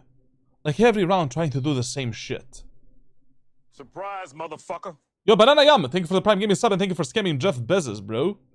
Your testosterone levels are high. Explains your hair explains your hair loss. Let me just time out this guy for 1 minute. Surprise, motherfucker. Yo! No, man. Are we doing a custom game today? Banana Man. Banana Man, actually. Banana Man, bro. Thank you a lot, man. Thank you a lot, bro. Thank you a lot. Thank you a lot. Really appreciate it. Really appreciate it. What the fuck, bro? The guy hit us with a 10, bro. 11, actually. Love your content, homie. I mean, man, like, I really appreciate it, bro. You can get the playbook on Discord server now, like, because you're a sub. And 10 other people as well. Thank you a lot, thank you a lot. Also, like, you know, one extra tip. Because I don't know how you play other maps and what you do on other maps. But when you're playing on a defender side of any map in Valorant, like, how you play, how you defend that site, completely depends what your teammates also want to do. Like, if team play is not possible, if you cannot tell your teammates, hey guys, like, do this, do that. You need to adapt to them. Like, if you see that your teammates want to aggress this area of the map, aggress it with your teammates. Give them the smokes, give them the paranoia, be there with them, play on some upper off angle, support them. Better than losing them for nothing. No matter what was your initial plan, you can still stick to your initial plan. Like, maybe your plan is like, with a judge, you want to fuck up the enemies in lamps. For an example. Okay, get a judge, get a sheriff, get a heavy shield. And still, you know, use utility for, you know, maybe use a smoke for your teammates, use a paranoia, get to an off angle like this. And with the sheriff, try to go for a pew, pew, pew. A few shots. You don't need to commit too much. Go for 2-3 shots, drop down, and at least you tried. To play a refray game with your teammates, to use their life, and to support them. And then you can fuck them up, fuck enemies up with the judge from the lamps. But he's playing Omen like those Killjoy players always sitting backside doing nothing. But the thing is, like, he didn't do this for the first 5 rounds of a match. That is what's weird. You know, the first 5-6 rounds, it felt like he had a lot of confidence in himself. And he actually did a pretty good job in the first 5 rounds of a match. Yes, we lost 3 out of 5, but still, it was okay. After the round number like 6, 7, it's like I'm watching a completely different player. Completely different player. I don't know if your focus dropped down, if your confidence dropped down, but none of that should happen to you. You're playing a game of Valorant. You're just trying to win. Enemies are... even if you're playing against 5 professional players, you don't fucking care. Like, you still try to do the good play, start to shift the momentum in your favor, do something. At the end of the day, even go for some kind of a dumb play. Sometimes dumb plays can also work, if nothing else is working. Like, take a Vandal, swing out from the showers and try to get a kill. Swing A short, try to get a kill. But this is literally the worst thing that can happen to you on a defender side of any map. Same shit, over and over again. Like, same playstyle, same gameplay, same positioning, same guns. Manfex, we'll see, man. Yo, guys, I don't wanna hype you up too much, but basically, like, in December or start of the January, we're gonna do we're gonna do the first ever subathon. I was supposed to do a 24-hour stream, but I realized that that would be impossible because I would probably unalive myself if I have to do that. So I'm probably gonna do like a 7-day subathon where we stream every day for 12 hours straight up. And yeah, we're gonna play Valorant, do coaching, I don't know, like play maybe some Battlefield, League of Legends, Counter-Strike with you guys, like, we'll see. Shadows traveling. But it's gonna be capped at 7 days. Because, you know, I'm just gonna do it for one reason, and that is to bring back the old people from the community and to boost up the streaming hours a bit. And when it comes to the subs, like, I mean, I don't even care, to be honest, just wanna deliver my promise from, you know, I cannot do a 24-hour stream.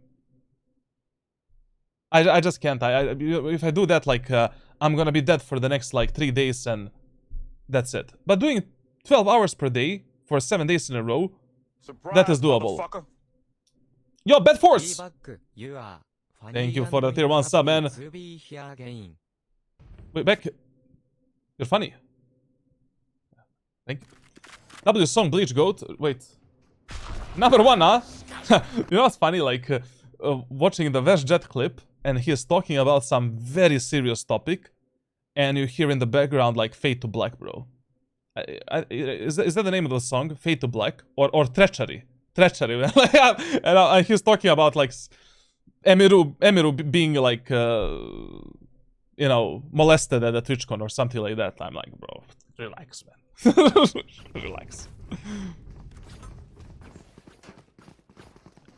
And please, like, I swear to God, you will not get any type of a disease or something if you use the Omen ultimate to rotate, or for any reason. At least reveal the enemies. Down B. I've used it many times. One enemy remaining.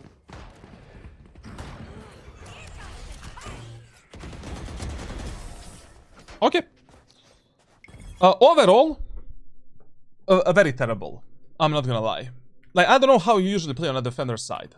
I don't know if you want to submit this VOD because, you know, you would have problems on bind and how you play on a defender side of bind. But the main problem of this VOD is not really how you play on bind.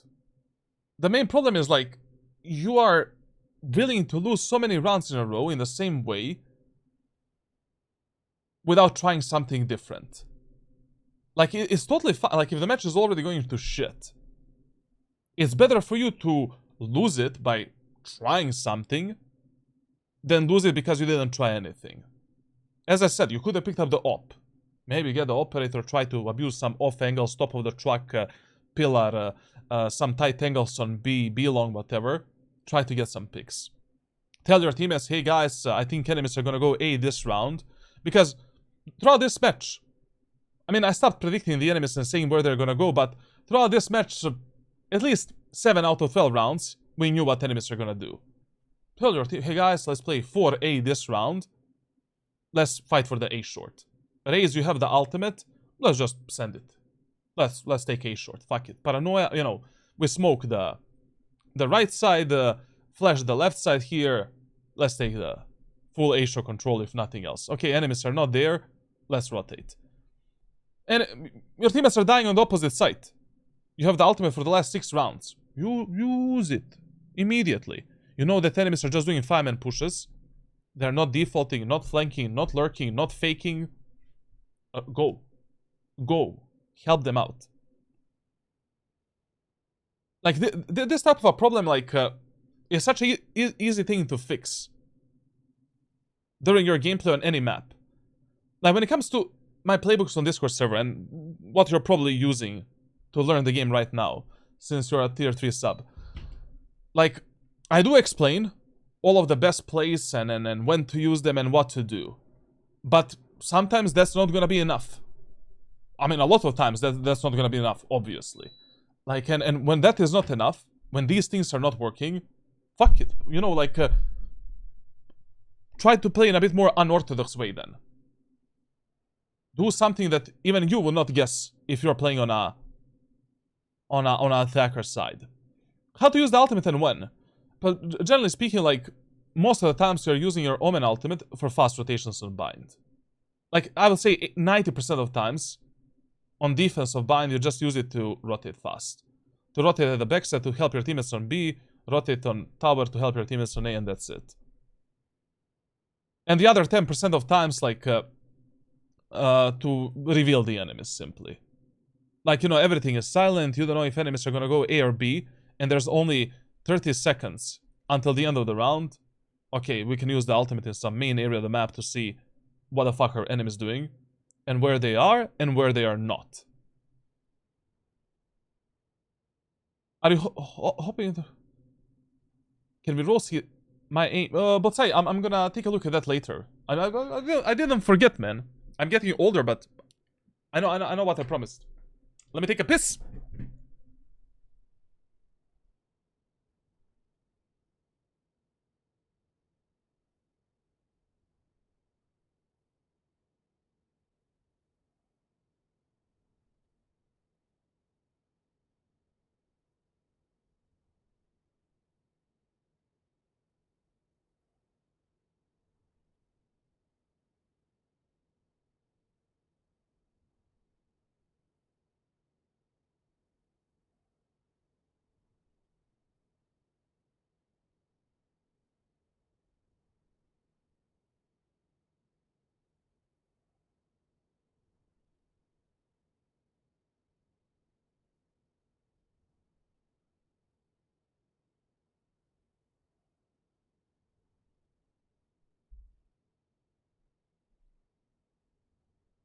Let's get it.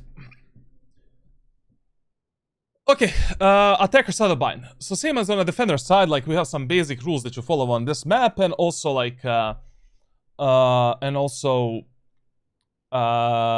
we need to take a look into our team comps.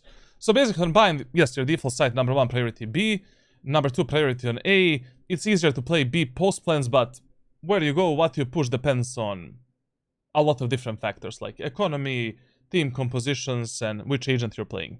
Now, in the first round of bind, if enemies have 0 hardcore sentinels, so what is not a hardcore sentinel? Chamber and Vito. So they have 0 hardcore sentinels. Just do 3 times in a row a push on B. Together as 5. And that's it. Like in the first round, you can do immediately some 4-1 push onto the B side through long. You can get a ghost with 2 smokes and 1 shrouded step, or you can get a classic pistol with 2 smokes and 2 shrouded steps. And your job is to get either into this corner, or you can use a mid-air smoke for the elbow, and just teleport inside of this position here, as the smoke is dropping down. And that's it. Now, if enemies do have 1 hardcore sentinel, 5-man push onto the A side through A short. Fuck the showers. So, basically, smoke the middle of the truck like this, smoke this position, use the TP into the teleporter, teleport on top of the truck, backstab the enemies in the lamps, clear the front side, that's it. And then we fight with our teammates. Now, these 2 areas of the maps, we want to avoid as much as we can when you are playing the game. You go here only if your teammates need you to support them, or if you see an idea, or you have an idea how you can get a pick there, and maybe fuck up the enemies. Your main priority should always be B long and A short. Now, whenever you are playing an eco halberd round, you have low economy, your highest chances of getting some kills are here and here. Whenever enemies are playing an eco halberd round, we don't need all of this. Just tell your teammates to do a 5-man push through B long, which is, by the way, probably the best strategy you can do in ranked solo queue on bind. And from this strategy, we can create 2-3 additional strategies as well. Now, in this match, enemies don't have a sentinel. I mean, yes, we can go onto the A side, S5, but 4-1 push on B is 10 times better idea against this team composition. Okay, let's see how this is gonna go. Are you gonna try to go to North America for 2 months to make content? Yeah, basically, like, my idea is I have family in New York. I want to go for 2 months in NY City, and basically I'm gonna buy a setup, and you know I have a lot of I have more content creator friends from North America than Europe. In Europe, like Voodoo, Maisky, and a few others, like maybe, to be honest. And I just plan to do that, yes, for 2 months straight. But I cannot do it if you don't hit like 1,000 subs on Discord. It's just impossible. Because those 2 months are gonna cost me minimum 10k or 15k euros. Like around 15k dollars minimum, to be honest. The rent, setup, other stuff, tickets, visa, then airplane, food, if I plan to eat something ever, like, I don't know. It's gonna be pretty expensive. Snuff them out.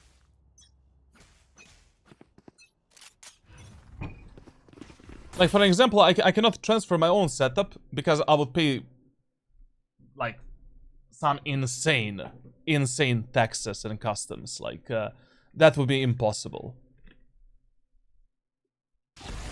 Cover going out. Okay, let's talk about this round. So, we tried the 5-man push on A short. Let's see the smokes first. So we instantly did a smoke on top of the truck. Good. Okay, listen. Like, we're doing this 5-man push on A short strategy. Like, you need to be ready for it immediately, as soon as the round starts. Why? You cannot lose the spacing and timing to play with your teammates and to go for the execute.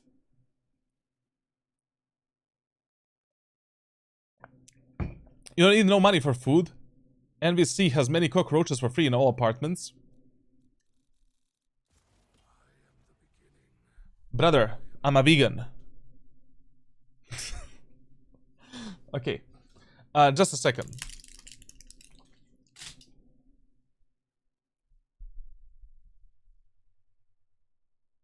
So, we tell our teammates, okay guys, let's do a 5-man push onto the A side through A short. Like, this is how you need to start the round. So, as soon as the round starts, your teammates group up here. They're grouped up. Instantly, you're ready to do this or this smoke. Bam. You're here, second smoke goes up, bam. You're ready to play with them. Like, your furthest teammate is probably here. Probably. We scale up with the teammate right side. If enemies smoke you off even better, you can just do this. And instantly aggress the enemies in the lamps, front side, and that's it. Or from this smoke, you can just do this. And do the same shit. Like, you lost enormous amount of space here between you and your teammates for absolutely no reason. And also, not to mention, listen, when you're playing in a double controller setup, there needs to be some kind of an agreement between you and Clove.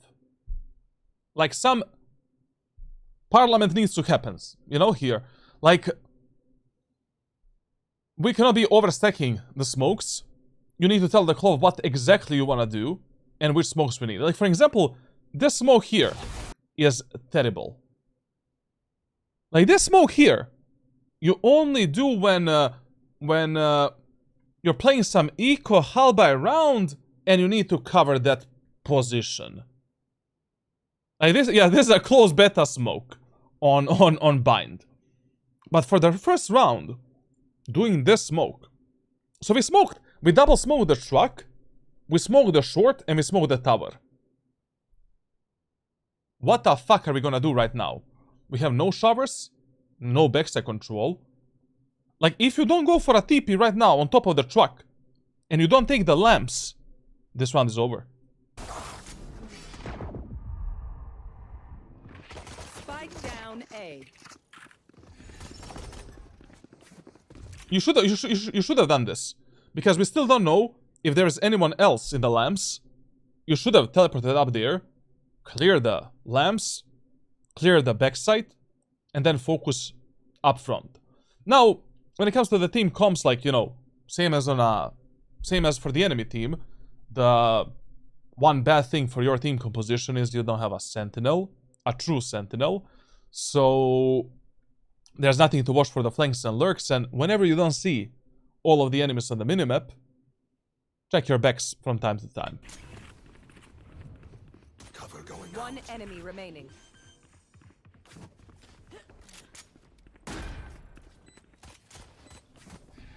I don't know why are you allergic to picking the guns from the enemies when they are free.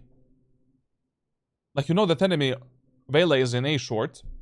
You have a ghost from the enemy Reyna in the showers. Pick it up. You have 61 HP only.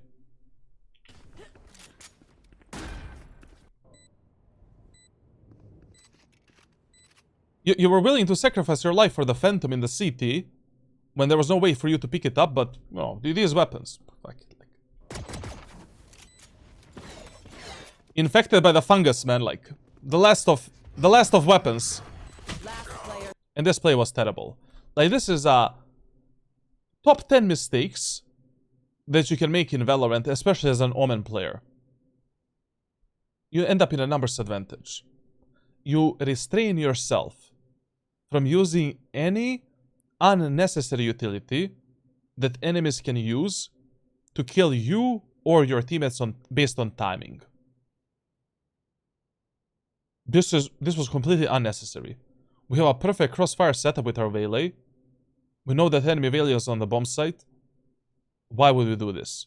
If you already wanted to do something here, just go for the fake shrouded steps.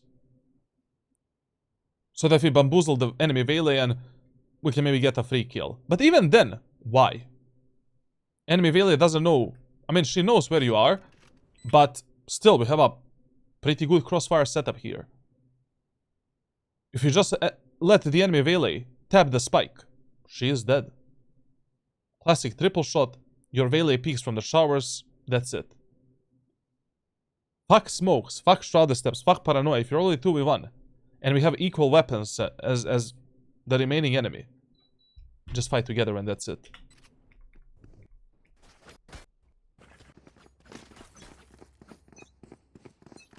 Judge on the attacker side in the second anti-eco round. I mean, okay, you can do it, you're playing Omen, why not? But generally speaking, like, if you win the first round on Bind, on the attacker side, in the second round you should call for the 5-man push through B long. We should smoke this, smoke this, paranoid the elbow, take the elbow and the side control, and that's it. If you have the Clove in your team as well, Clove can also smoke the elbow, and we just take the side control, then the elbow through the smoke, and then we just need to be ready for the enemies potential enemies in the window and CT. Now, this judge pick right now is actually pretty decent if they want to go A. Why? Because most of the times, what's going to happen in this eco round on defender side?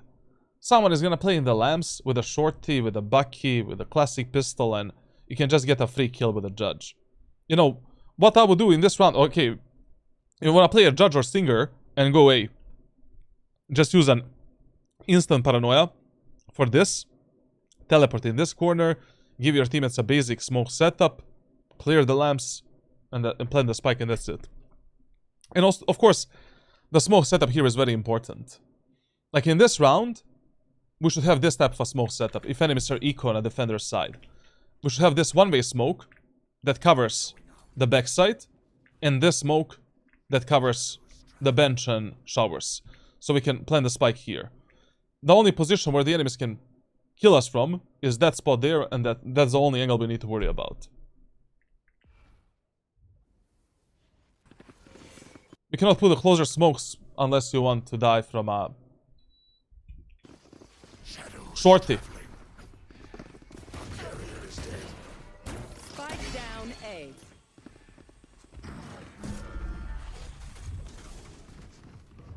Okay. Shadows traveling. Okay. Which skin this is this? Is this from the battle pass?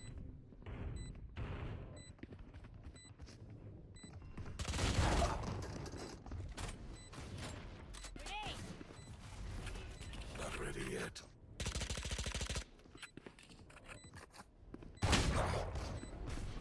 Stealing sight. One enemy remaining. It ends. Okay. Yeah, okay.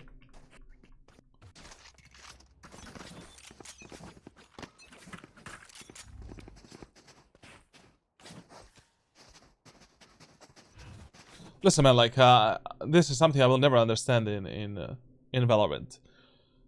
Like, your teammates want to push something. They call for some strategy. Okay, let's do a 5-man push through window in this half by bonus round. If one of your teammates make a footstep here, we just run. Like, there's no walking anymore. We are just running, all of us, and going. We don't know if enemies are in the window. If they heard this footstep, we need to go. Even this, like, what are we waiting for? Like, let's clear this, let's go. Like, we're just giving enemies more time to rotate. Well, what the fuck? Now, what type of execute should we do in this round? Well, generally speaking, when you have a close range weapons and when you're executing the B side of bind, we need to smoke the CT, smoke the elbow, and our glove needs to smoke the long as well. Why? Because we don't have a long control. And if we're already playing a double controller setup, we need to have this smoke. We should use the paranoia on the right side, flashing the enemies under the window and in that corner, and teleporting in this position. Killing the guy here, enemies here, scaling into the bomb site with our teammates, and taking the backside control and the side control. And then we need to clear the long and the elbow because that can be a huge problem.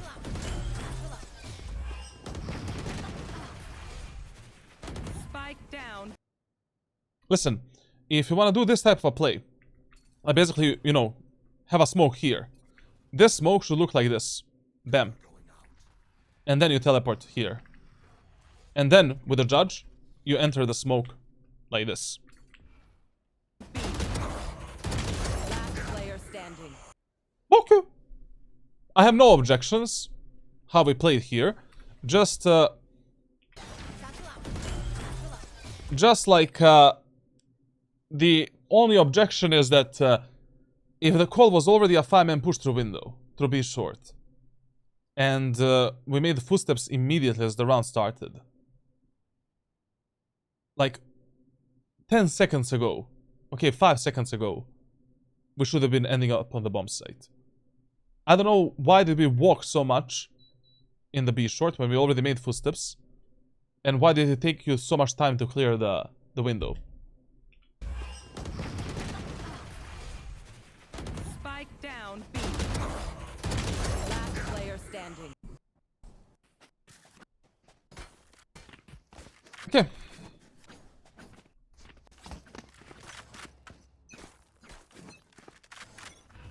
Okay, I love how he's playing so far. Like, Bedforce, thank you for give the sub to the Swagger. I love like what he's doing in these early rounds. You know, on bind in the first 5 to 7 rounds, you really want to try 5-man executes primarily, and stay away from defaulting and lurking and that type of shit, because defaulting on this map is horrendous across every rank. Like, your teammates can die in so many different ways, and it's really, really good, like, what they're doing. Hey bro, what shall I do? What shall I do if I'm tilted and I'll try taking breaks? Well then, the problem is something else, man. You need to search for a solution outside of the game. Like, why are you getting angry over a video game, for an example?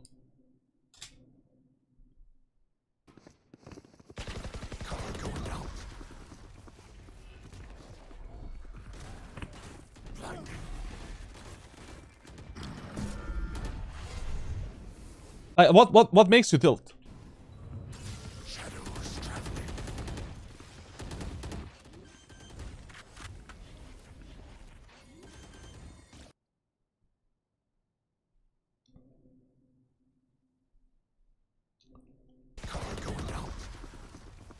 I really don't know what are these smoke setups like that Clove is doing, that you're doing. Like, you know, one of your main jobs as the Omen player is just doing this.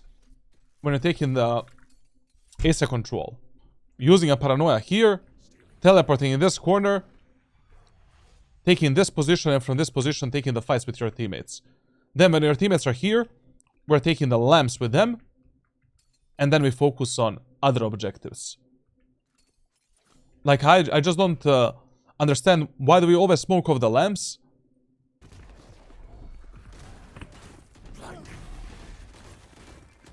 And leave it to the enemy team for free.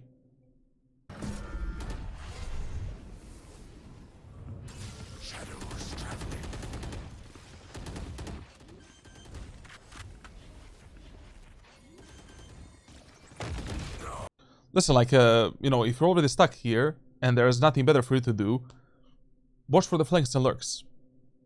Actually, what you were doing here was a really good idea. Like, if you don't have a secondary sentinel, I mean, a real sentinel in the match that can cover the flanks and lurks, if you don't have the showers control, someone needs to look at this. 2 of your teammates are covering the lamps. Middle of the site is smoked. Your Sage is planting the spike. You have only one job. But the main problem of this round is, like, you know, we are literally here. Like, in this small area of the map, where basically, like, enemies can fuck us up in so many different ways. From so many different angles. From so many different positions. Like, it is so important, when you're executing a set of bind, that we take the control of the lamps. So we can apply some pressure at the backside, and we can open up additional options for us.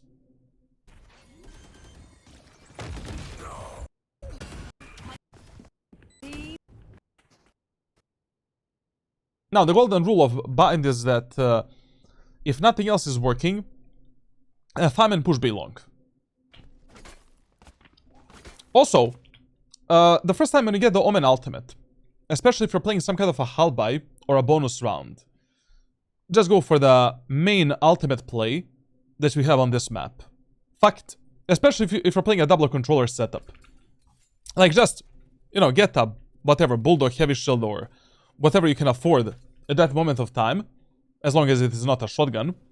As soon as the round starts, one smoke here, one smoke here, insta TP at the backside right here. Like, that is the best shit that we can do in this round here, based on the economy and based on how the previous rounds went.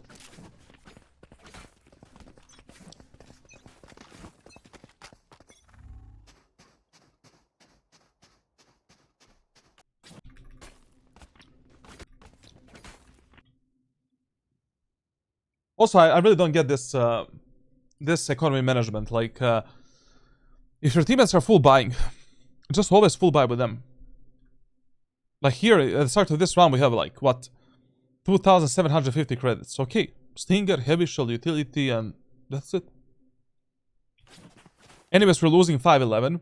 We need to win this round if we want to fight another day. So, I don't know, for what are we saving? Sporadic, welcome, man. And also stop doing this bullshit in your gameplay. Like, if your teammates are running, run with them and be ready to refrag them. Like, if they are making the sound and enemies already know that we are pushing them, there's no reason for you to walk. Now here as well, like, we need to smoke off the long. Like, pushing the B side without the long control is 10 times harder than pushing the B side without the window control. And if you're already playing a double tower, double controller setup, okay, smoke the elbow, the garden, elbow and CT, and that's it. It's you and me.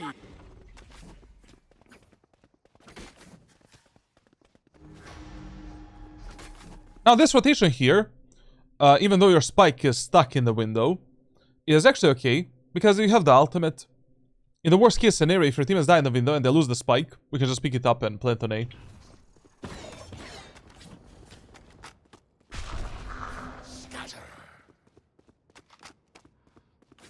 You heard the Omen on the tower. Shadows traveling. This is another thing I don't understand in your gameplay. Like, we're playing a force buy round with pretty shit weapons. Your Vele is going alone in the CT. Play with her. Make some kind of a setup with her. Okay, we know that Omen is tower. Okay, let's smoke off the tower. We know that the bomb site is fully clear. We know that enemies need to go through the CT. We can maybe, do some kind of a smoke like this. Do some kind of a smoke like this. Like, let's try to make something out of it. Like, if you just sell this Vele and she dies for nothing, well, that's gonna be a big problem for us. Yo, Logi KT, thank you a lot for the Prime sub, man, and thank you for scamming Jeff Bezos. With the recent patches, is Omen still the best agent?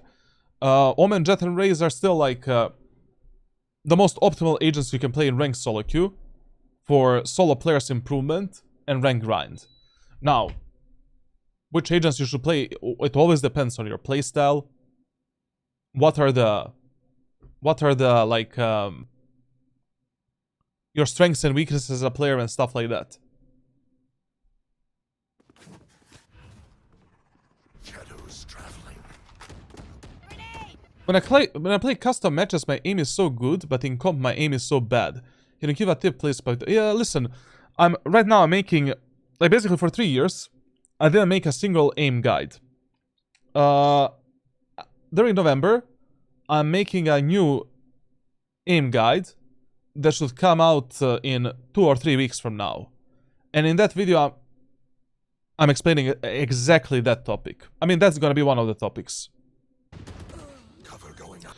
But when it comes to you, Krusty, man, like, don't let this Vele die for nothing. We can do some flash setup, we can do a deep smoke, maybe, with that smoke we can fuck up the enemies coming through that smoke. Delay the enemies a bit, like, we're playing a really fucked up round right now. We only have a Stinger, Light Shield, and Utility. I don't know if you're gonna have a chance to win this round without a Vele. And without numbers advantage. Cover going out. Still in sight. This paranoia, 10 out of 10 wasted. Like, you really wanna try to restrain yourself from using paranoia in this way. To, like, delay the enemy's push. Delay the enemy's execute. Like, you always wanna use it to support your teammates. To support your outplays. To support your aggression. Like, this is always just gonna be a waste. Like, what? You bought, like, 3 seconds for yourself? Ooh, wow. That's gonna mean a lot, because we didn't even plan the spike.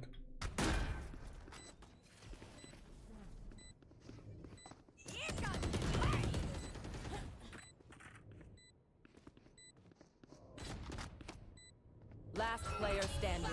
Like I never left.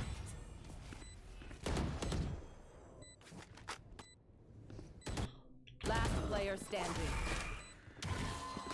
One enemy remaining. Please, God. Please do a fake Shrouded Steps. Do a fake Shrouded Steps to reveal the ISO. and to play with him and to get him off the spike. He is a smart dude. Krusty is gonna do that. Ha! Considering that Aizu is this dumb, this can also work. Okay. This might be a stupid question, but is your coaching also available for console players? Listen, I'm gonna start doing that because a lot of people are asking me to do that. But I cannot help you with your mechanics on console. I can help you with the gameplay. I can help you with decision making, utility usage, all of this other stuff. Mechanically, I didn't touch a controller in my life. I know the balances and which agents are good on console, and I've coached some of the console players. But when it comes to mechanics, I really don't know, like, what can I like when it comes to aim training and stuff like that. I have no idea, like, how to do that, to be honest. So if you just want an opinion on your gameplay and then, like, decision making, team play, mentality, some other stuff, everything else except mechanics, sure, fine, I can do that. What rank is this VOD? Platinum 3, Diamond 1, Diamond 2, Platinum 2, I don't know. Something between those lines. Listen, what I really don't like here is how much you're prioritizing the window over the belong. Like, your executes onto the B site of bind are always 10 times easier if you have a garden and belong control. And if none of your teammates want to go long, go there alone. Take alone the belong and garden control. Like, you know, at the start of the round, we can just teleport on top of the bench, right here, clear the long completely, kill that guy, whatever.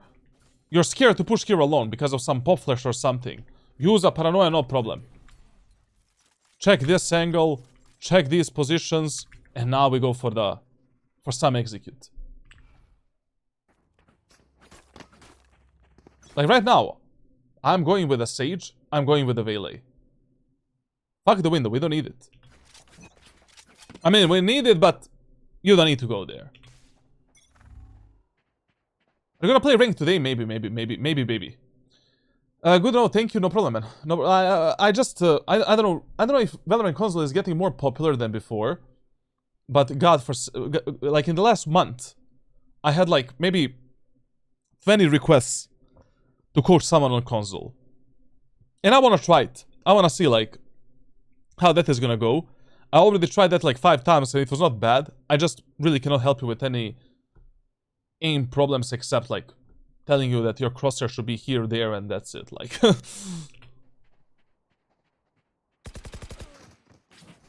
does console have aim assist? Some kind of an aim assist as far as I know.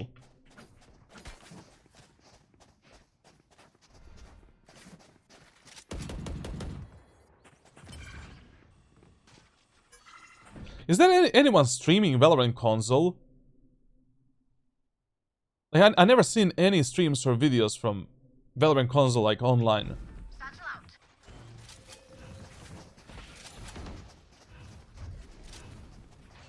Cover going out. Okay, hear me out. Don't lose the spacing with your allies because you wanna use some utility. Do your utility as you're moving with your teammates. So if you already want to use the smoke for the CT here, use the smoke as you're using these 3 guys as a human shield in front of you, and don't lose the spacing with them. Cover going out. Also, I don't know why would you even teleport there? Elbow is fully blocked off. We are 5v3. We can just play with the teammates on site. We don't need to do anything special. We're gonna win this round anyways. One enemy You know, like, look at the enemy Omen teleport. The smallest teleport ever. He teleported for 2 meters, man. One enemy remaining. The shortest teleport ever. What I love here, in this specific round, is that you're actually aware that someone can also be on the flank and lurk. This is good, but we should have been aware of this like in every fucking round that we played. Basically, okay, so I'm gonna repeat this tip as always. Like, when do you start looking for the enemies that are potentially behind you? If enemies show you that they love to do at least one time during your gameplay, then we need to, you know, as you're executing the sights, you need to occasionally check your anal cavity and focus, if you don't know where are all of the enemies, and, you know, put your crosshairs sometimes behind you to see if someone is at the back. But if enemies never did that, fuck it, you know, as long as we're fighting with our teammates, taking the space and planting the spike, like, you don't want a hindsight. You don't want to play on information that you don't have.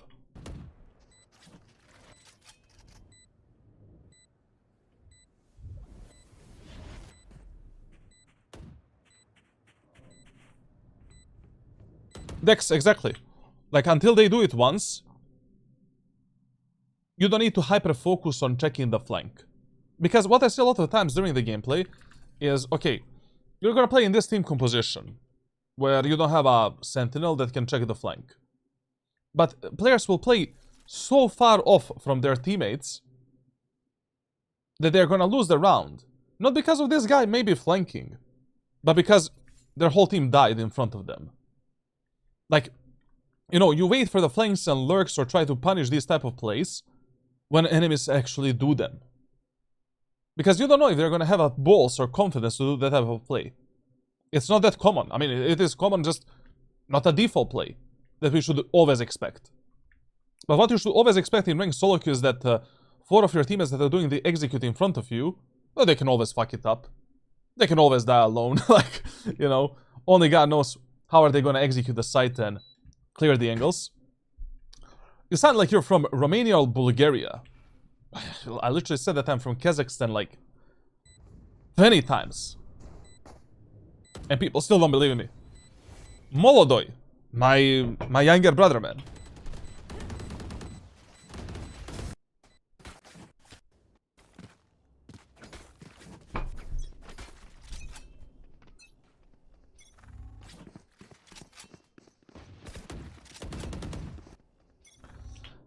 Please fix how you start the rounds. On attack as well. Why are we walking? Run, run, run, run, run. You know, if your teammates are already gonna peek these angles, just run towards that angle and be ready to take this fight. What Clove did is what you should have done. If you already see that your teammates are monkeys and they're gonna take this fight. Shadows traveling. Cover going out. And please, if there is a micro chance in this world, can we tell our Clove to not smoke this shit? Like, just, even if there's a, like, communicate to your teammates. Like, basically, you know, in ranked solo queue, how should your communication look like? Once again, we come back to that topics. Like, I'm never forcing players to be IGLs. I don't want you to be some boaster in your team. You don't need to do that most of the time. You always want to tell what you see, what you want to do, and that's it. Now, when it comes to every other comms, in the first 4 rounds on the attacker side, at least on a macro level, tell your teammates where to go, what to do, and what is the best idea to do based on the map that you're playing and on the team compositions. And then, when it comes to these micro corrections, you only need to correct your controllers. Most of the time. When they're giving you some bad smoke, you need to tell them, hey man, that's a bad smoke. Can you give me this and that smoke instead of this one? And when it comes to other micro corrections, you only correct your teammates if they're using some terrible utility for the outplays that absolutely make no sense.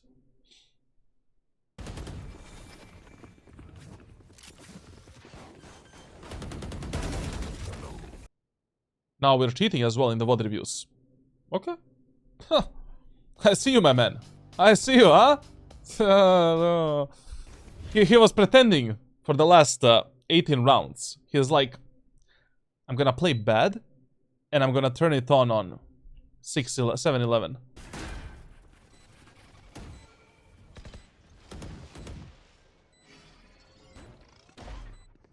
This is not bad. This is also a really good round from you. Like, we took the initial space, we planted the spike, and now you're covering the back for your team. Good.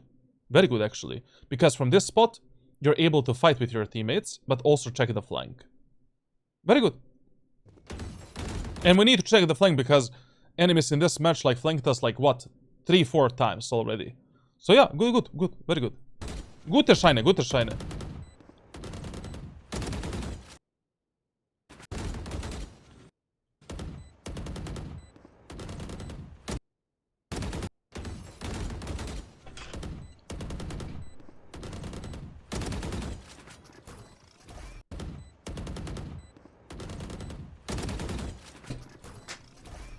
One enemy remaining. Amazing teleports. How the fuck we lost like 9 rounds on a defender's side? Oh yeah, by playing in the same way every round, like and super passively.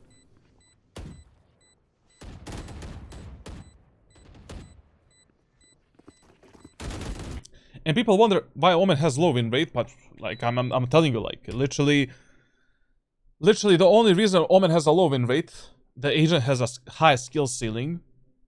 You need to learn how to play him opposite to Clove. Clove, there's nothing to learn. You just learn default smoke setups on every map and that's it.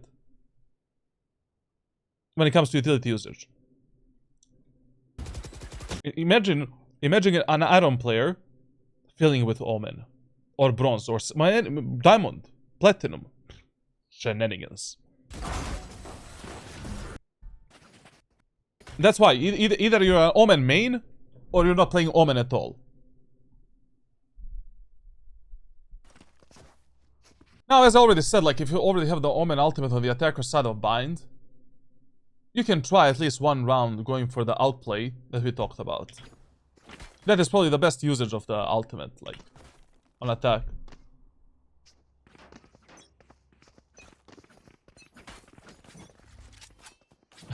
I play Clove because when I stupidly die, I can smoke for my teammates. Yeah, like, our Clove can give us, instead of giving us one smoke here, he can give us 3 for this angle, like.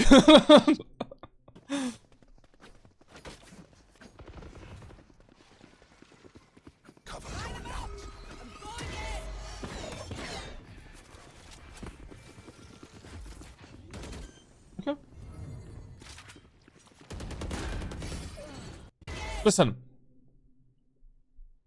Right now we have a replay system, so you know I can hint sight as much as I want, but if enemies are giving you these fast smokes, early smokes on the first footstep, please clear them carefully. You just never know. Have the shorty in your hands. Oh, by the way, where the fuck is the shorty?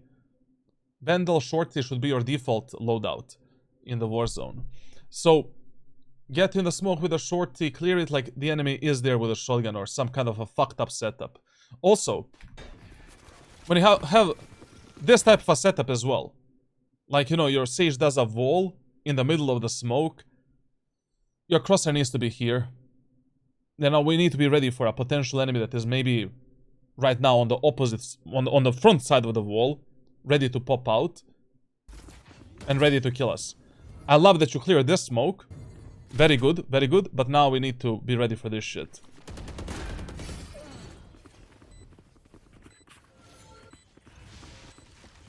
Shadows traveling. Just don't go here. Like, basically, there's only one spot that you don't play in a post plant on Bind. And that is this one. Just don't go there. Like, everything else is fine.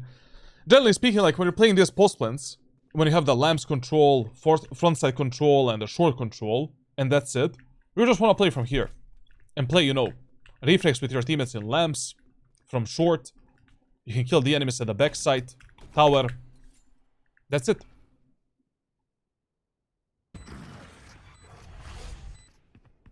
Just get the fuck out of this position as soon as you can. Like, you know, with the Omen TP, you can always do this and just reposition. Any suggestion for a good headset? Give me a number, budget. Severfill, whoa! Welcome to TikTok, man.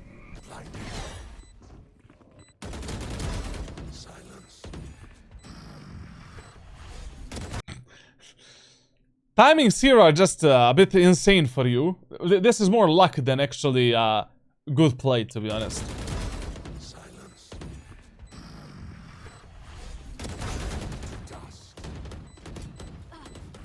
One enemy remaining. But I just don't know, like, what do these enemies think when you do this type of teleports? Like, how are they so unaware? Like in Diamond, bro, like Diamond 1. Like we have an ascendant gun buddy. $300.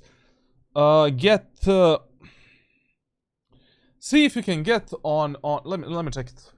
I forgot like already my recommendations. So see if you can get maybe.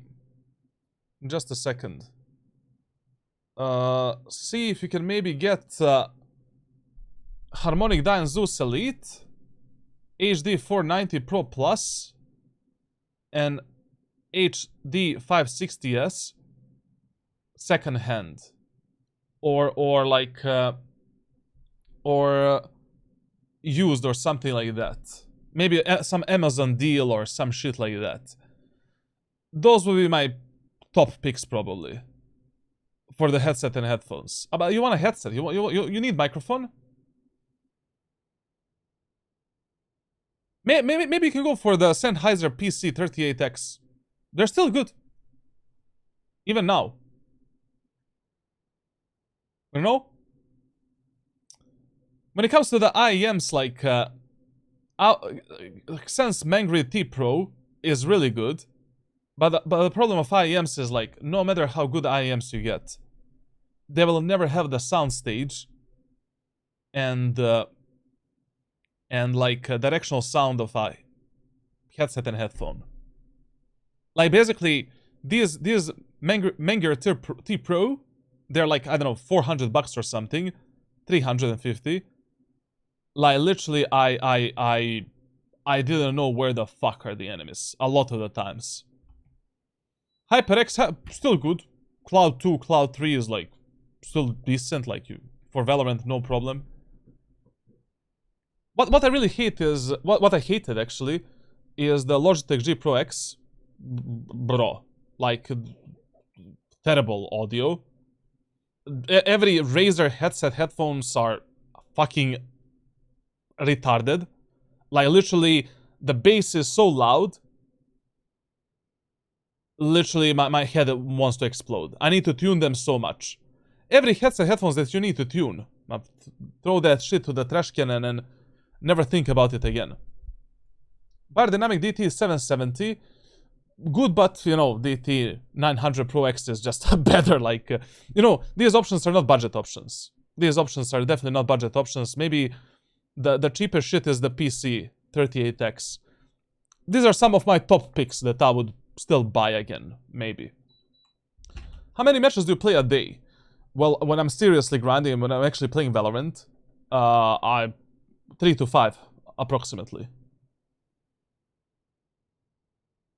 But to be honest, like for Valorant, you don't need to go too high, you know? But I need to be completely honest. Like, once I tried better headphones and headsets, yeah, man, like it... I remember the first time I bought the Odyssey Penrose and Maxwell, and previously I was using some I don't know, some shit. Bro, it's like I can see the sound. I can actually see the fucking sound, man. It was such a good feeling. But yeah, you know, money.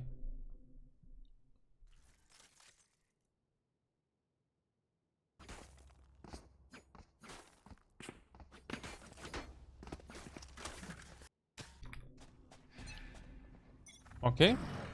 Okay. Very good. Just when you're doing this type of a peek, do it immediately. As soon as you teleport, go for a fast peek. Don't go for a slow peek, because you're in a huge, you're in an angle perception disadvantage anyways. Just do this, bam, and pre-aim this spot. No, man, like I swear to God, like I remember getting the Penrose because they have those magnetic. I forgot like what the name of it. Man, I wanted to cry, bro. You know, I wanted to cry. And there was some kind of a Valorant cinematic or something. Literally, the sound is like next level. Planar magnetic, yeah.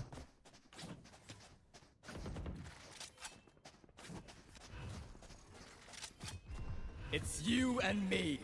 Shadows traveling. Good. In this round, I have no objections whatsoever. The only objection I have in this round is how you're playing this position. Like, you cannot play this position so far up front if you don't have the elbow control. Like, that's impossible. How do you know right now that someone is not gonna, penetrate you from this position? Like, if you're playing here, just do this. And occasionally, you can check the elbow. Or clear the elbow first, and then, But even if you do this, someone can be in the smoke, and we can get fucked. Like, when you end up here, like, just stay on this edge, and just hold the enemy's sensitivity. When the smoke disappears, you can check the elbow, and then, yeah, that's it.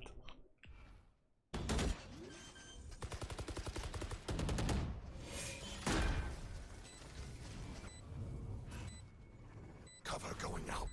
Like, you need to be aware of that line of sight.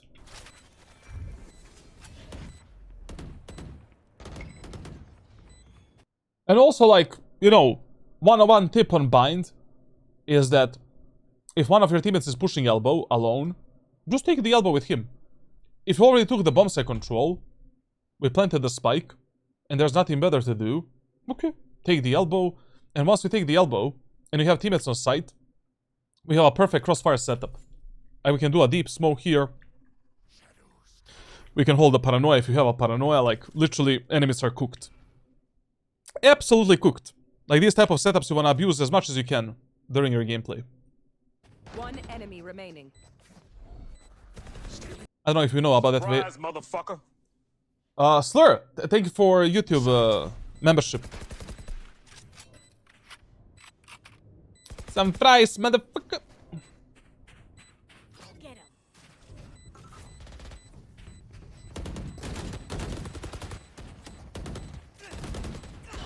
Okay, I mean, whatever, like, I don't know what to watch. Okay, we can do this again.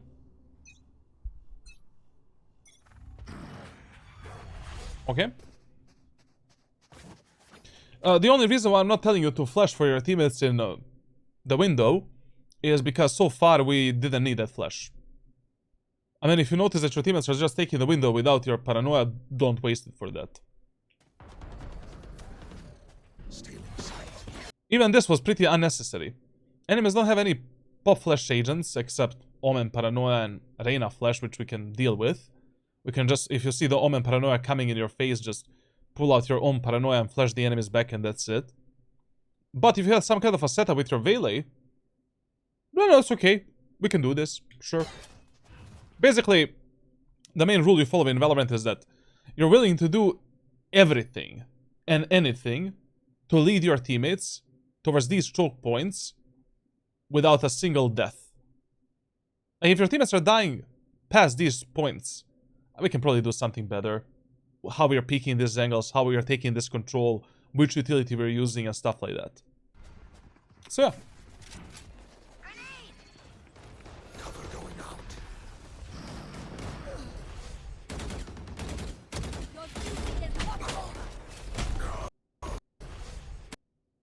Okay, just one last time. When you teleport here, like, your main idea on this position is to instantly get onto this spot. And from this spot, take a fight.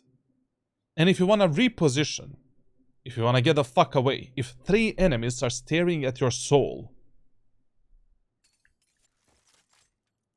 Your teammates are pushing forward. They're engaging enemies at the backside. That's it. That's all you need to do. Because even here, like, dropping into this smoke is quite dangerous. I don't know if someone is in the in that smoke in the elbow. I don't know if someone is, you know, in the elbow here waiting for me with a shotgun or something, like. But you know that, you know, one enemy is at the backside. And there's literally no reason for you to do this. I would argue that without any sign that there would be aggression on B long, there is no need to flash that, no. But, I mean, like, you know, they didn't showcase the Omen Paranoia or the Reyna flash for like 9 rounds on the attacker's side in B long. So, but you know, it's always better to be safe than sorry. If you're Bailey already just want to dash into the elbow, into the garden, well, okay, like, you know, if she want to do that, support her. Better that she doesn't die than that we save the stupid, like, paranoia, like. And by the way, like, most of the times, when you're playing a double controller setup, you should be primarily using the smokes for yourself. For your aggressive executes, outplays, and stuff like that. But you need to tell your Clove what type of a fucking smoke setup we need, so she doesn't drop you another smoke for A short. And you know, you're just covering the gaps with smokes like that Clove is leaving. Also, I don't know why you pushed it out here, like, you had 12 bullets, you dealt some damage to the Omen, enemy Omen was completely unaware, like, you could have continued this fight, so. But okay, I mean, you never did this during the VOD review anyways, so.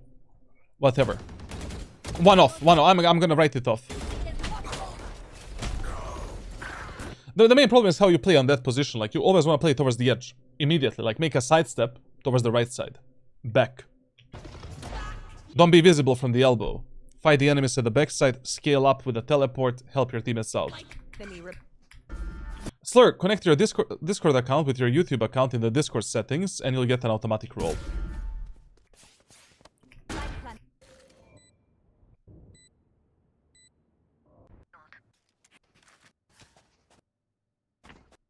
We won the round? Yeah.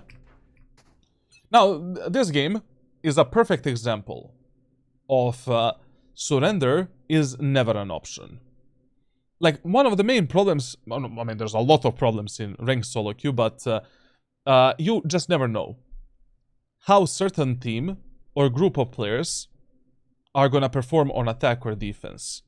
Like, literally, you can play on a defender's side with 4 Aspas in your team. But then when you go on to attack, they turn into 11s or someone like that. Or someone far worse. Some Iron Cucklords. So, even if you lose like 9 rounds on the defender's side of Bind, don't lose the confidence to play on the attack. Like, play out the whole match.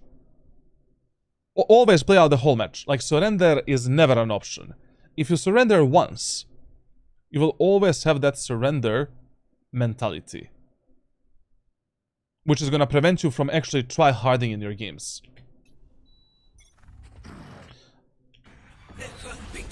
Even in Radiant, like, I lost so many matches in which I'm winning 12-0. And I've won so many matches where I'm losing, like, you know, 2-10, 1-11, 0-12, like. It's Valorant. Ranked solo queue.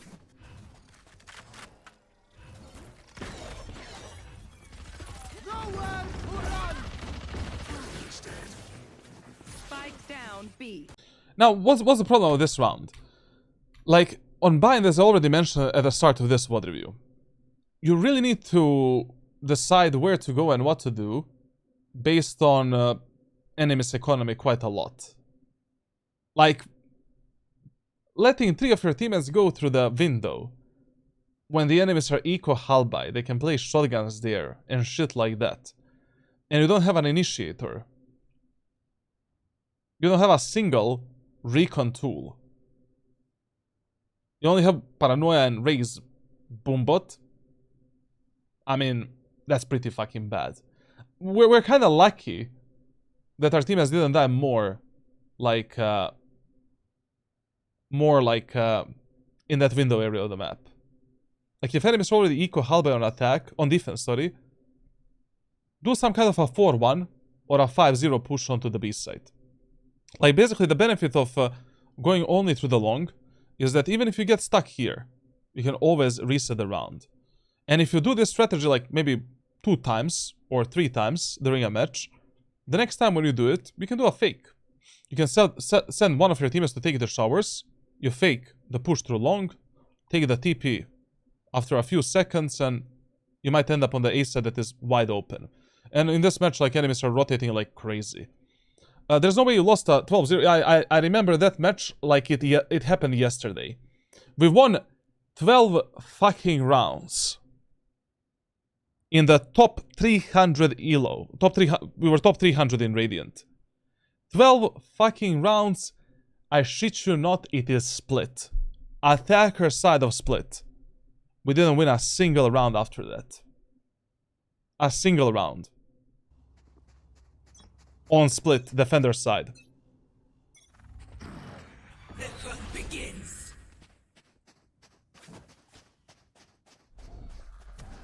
Blinding. Nowhere to run. He's dead. Spike down B.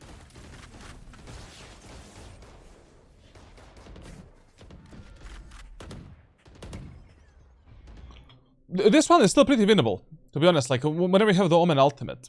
So basically, we are 2v5. This is gonna happen to you very often. We still have the ultimate. We have 2 smokes and 1 shot step. So basically, it is free to assume right now that all of the enemies rotated from A side. So our main task right now should be to find maybe 1 pick or 2 picks before we use a TP, go on to A and plant the spike on A. And that should always be your win condition when you have Omen and you're like 1 or 2 points away from the ultimate, or you have the ultimate. So now we can jiggle peek this angle, hold it, see if any enemies are gonna over-aggress. I mean, like, one of the main mistakes of players in ranked solo queue is like over-aggression. The only thing they see is blood and kills.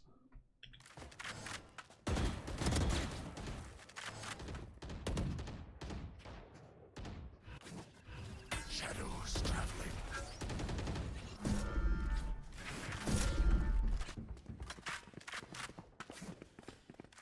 We need to use a smoke. Scatter.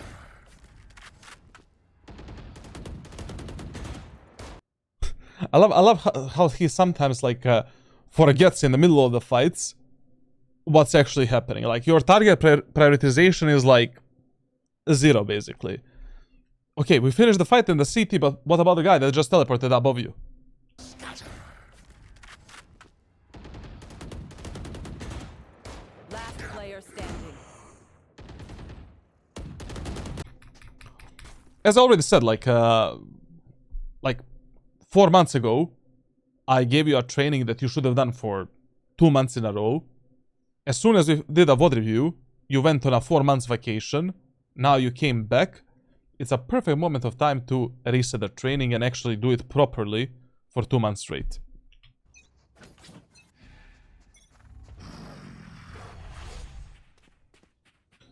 Or for God's sake, like, can we leave that window area of the map alone, man? Like, literally, you don't even need it.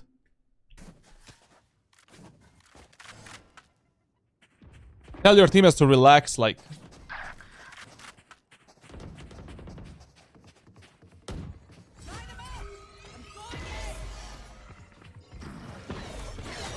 Don't do this teleport.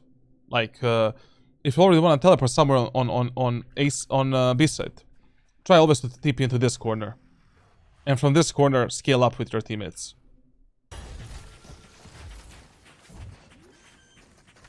You can use, if you have a Paranoia, you can just use Paranoia for this. And then, bam. Get out. Check this angle, check these angles, check under the window, check this, and now move up.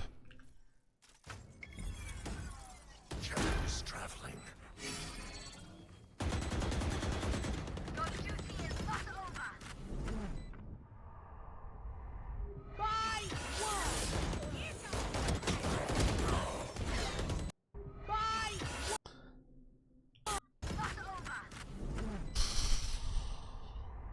Okay, so 101 rule with Omen.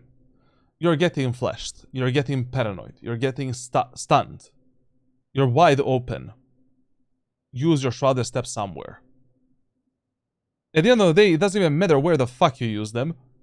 Like, be in a motion, be in the air, strafe around. Like, even here when he got paranoid, at the end of the day, open up the ultimate, teleport in long, teleport in garden, get the fuck out. Maybe you can then cancel the ultimate and surprise the enemies. But just staying here was also a big gamble, to be honest. Like, already here, he should have been a goner. And this was, I mean, you literally see the line below you, like, you could have just sidestepped it, but that's the problem of your awareness that we're trying to fix with the trainings that I've already shared with you.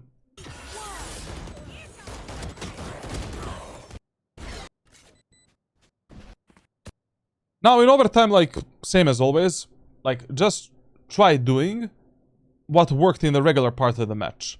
So now on a defender's side, what definitely didn't work is playing passively. We have two controllers, let's take the space from the enemy team.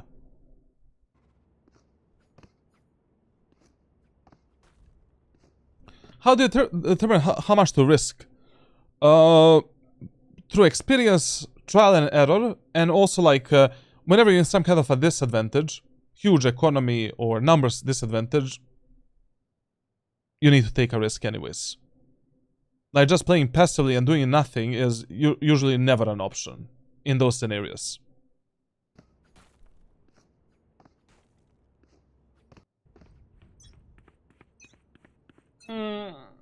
Cover going out.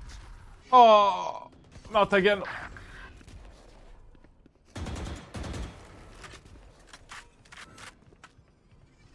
We talked about this, man, like, you know.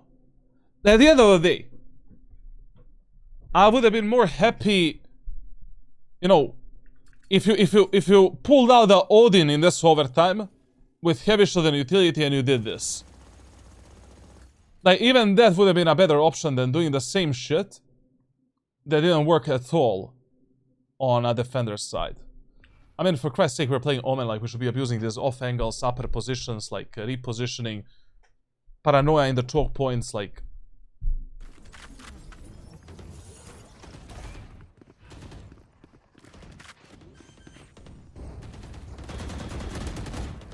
Spike planted.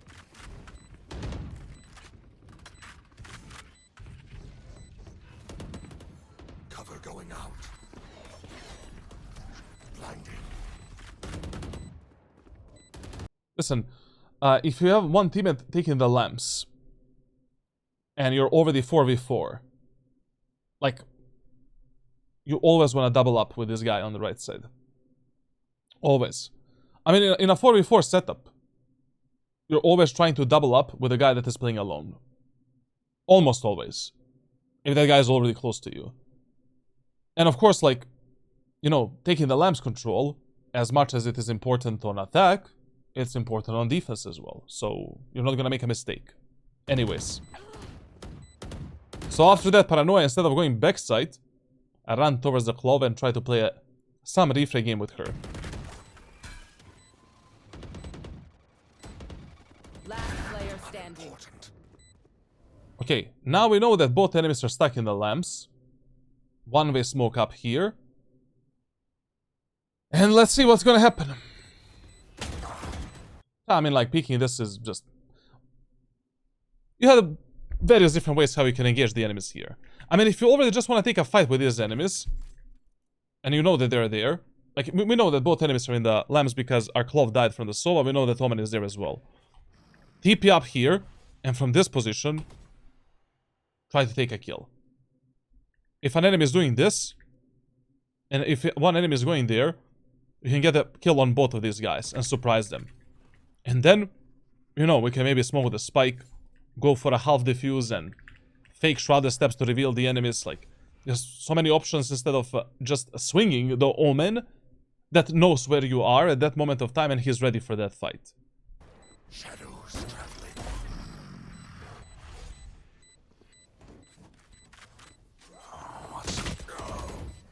Okay. So your B pushes on the attacker side worked like a charm. Let's go A in overtime. Okay.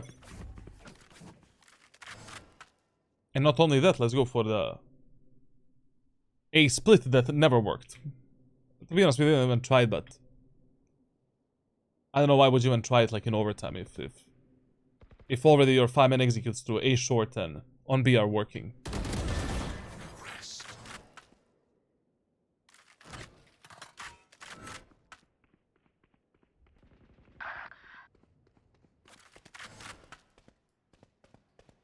I would definitely take up that orb.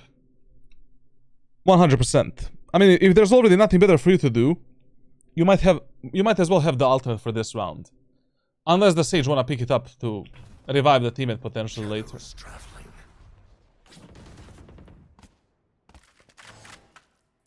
Yeah.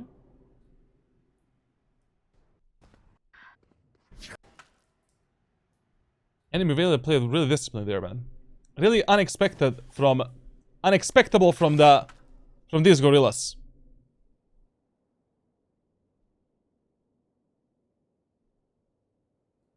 I also like this shit that they're doing right now.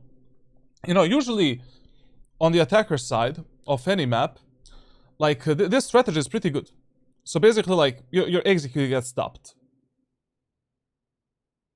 You can reset the round, cut the noise for 20-30 seconds, and then reheat again. Like players in ranked solo queue are usually mega undisciplined and mega like brainless. Like maybe during that 20-30 seconds, like one enemy is gonna peek you or push you, you take a free kill. Maybe they will start rotating on the opposite part of the map because they're trying to be big brain and try to predict you. So now we can just cut the noise until like maybe 0:40 on the clock and then go for the second round. Unless the save just takes a fight right now, then fuck it.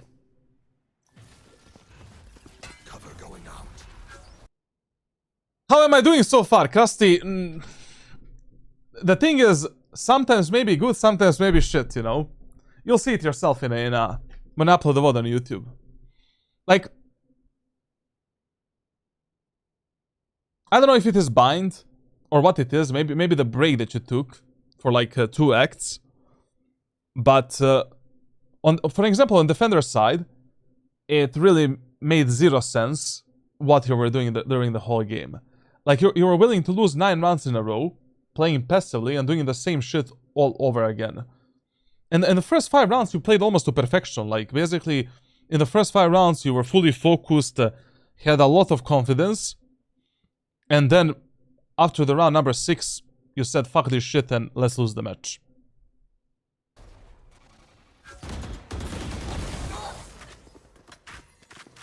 Yo, Leon! Welcome to see, man.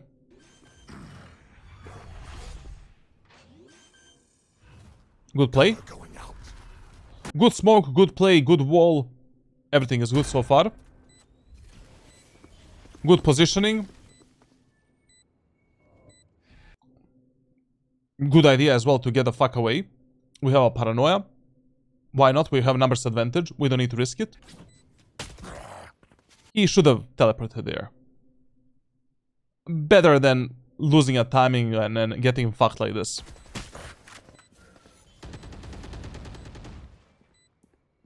Now listen, if your Clove is already covering the flank, there is really no reason for you to look in that direction.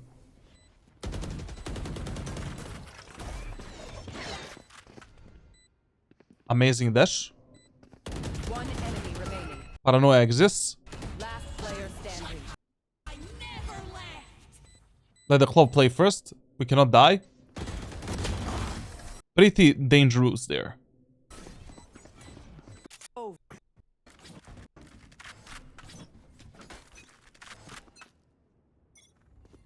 Okay. Generally speaking, in overtime on Bind, it's better if you gamble on the base site. It's your default site anyways, and if you have no idea where the enemies are gonna go, you might as well play there. But as I already said, like, the main thing that ruined you on a defender side of Bind is just how boring and how passively you play. We're losing so much information about the enemies. Enemies have pretty decent default executes. And if you cannot stop the enemy's executes and you cannot play good retakes, our only option is to backstab them or to take the full control of the main areas of the map.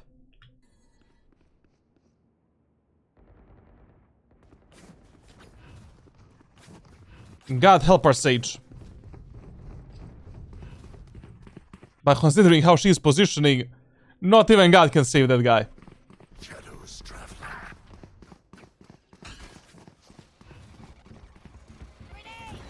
Shadows traveling. Okay.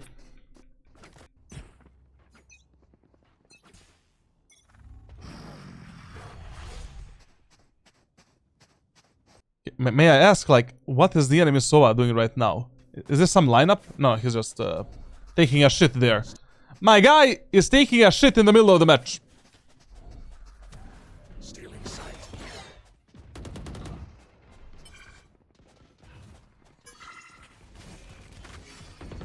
Cover going out.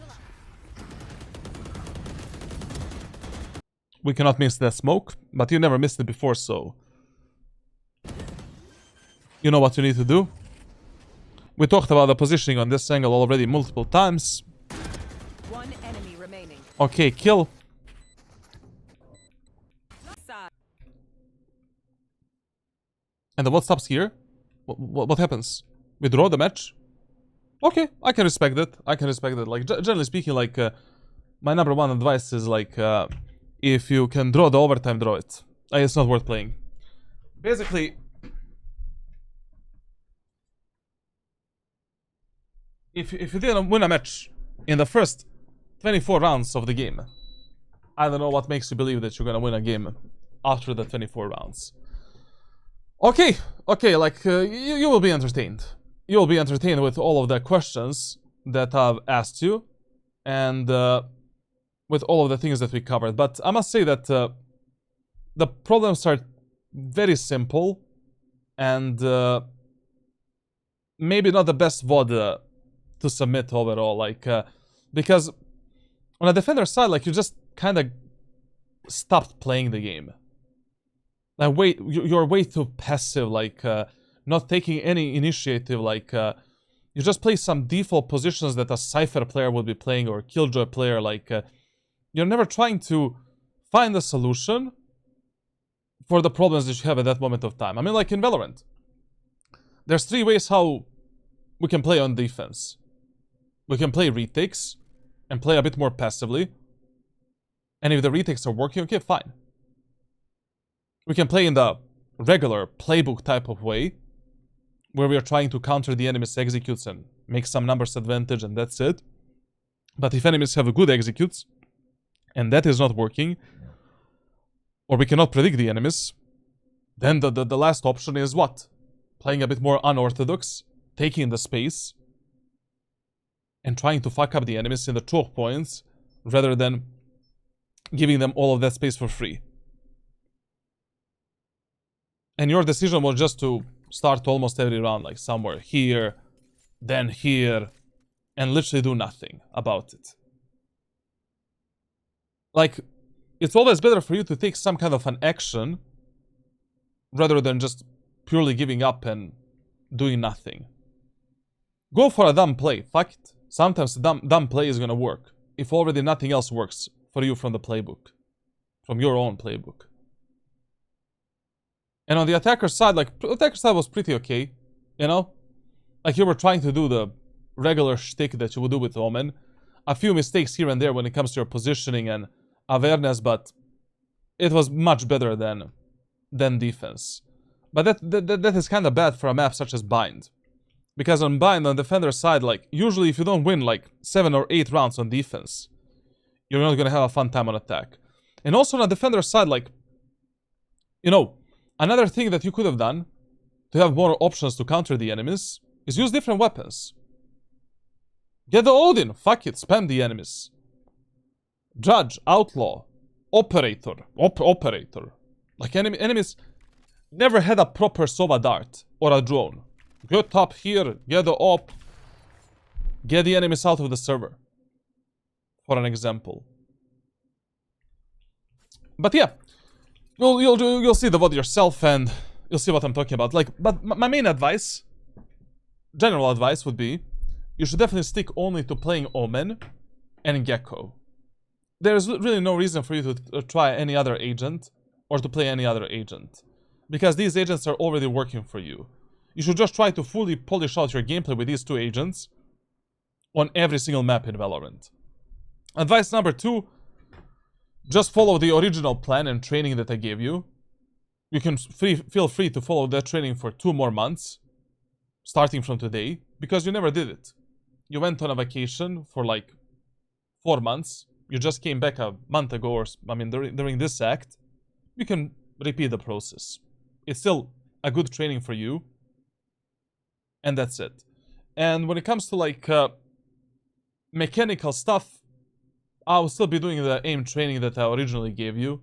And that aim training can still help you out tremendously with all of the mechanical problems. But mechanics are really not your problem. And definitely, like as you said, like, you know, you need to pay attention at certain moments of time. Like what your teammates are doing a bit more. And then, you know, for example, like your Clove was doing this smoke every round when we're going A. This smoke is horrible. It's just gonna fuck you up, for an example. And you need to tell your teammates like, hey Clove man, maybe like, you know, instead of fucking my ass with that smoke, you do a default smoke setup, and I'm gonna, you know, put additional smokes for my execute, for my aggression, or just cover the angles that Clove smokes cannot cover. For an example. Okay. Other than that, that's it for today when it comes to coaching. Subscribe, leave a like, leave a comment, do all of that stuff. Join Discord server for private coaching and, I don't know, just to hang out, and you can join the giveaways, if nothing else. And I'll see you in the next one. Thank you for watching, and that's it. Okay.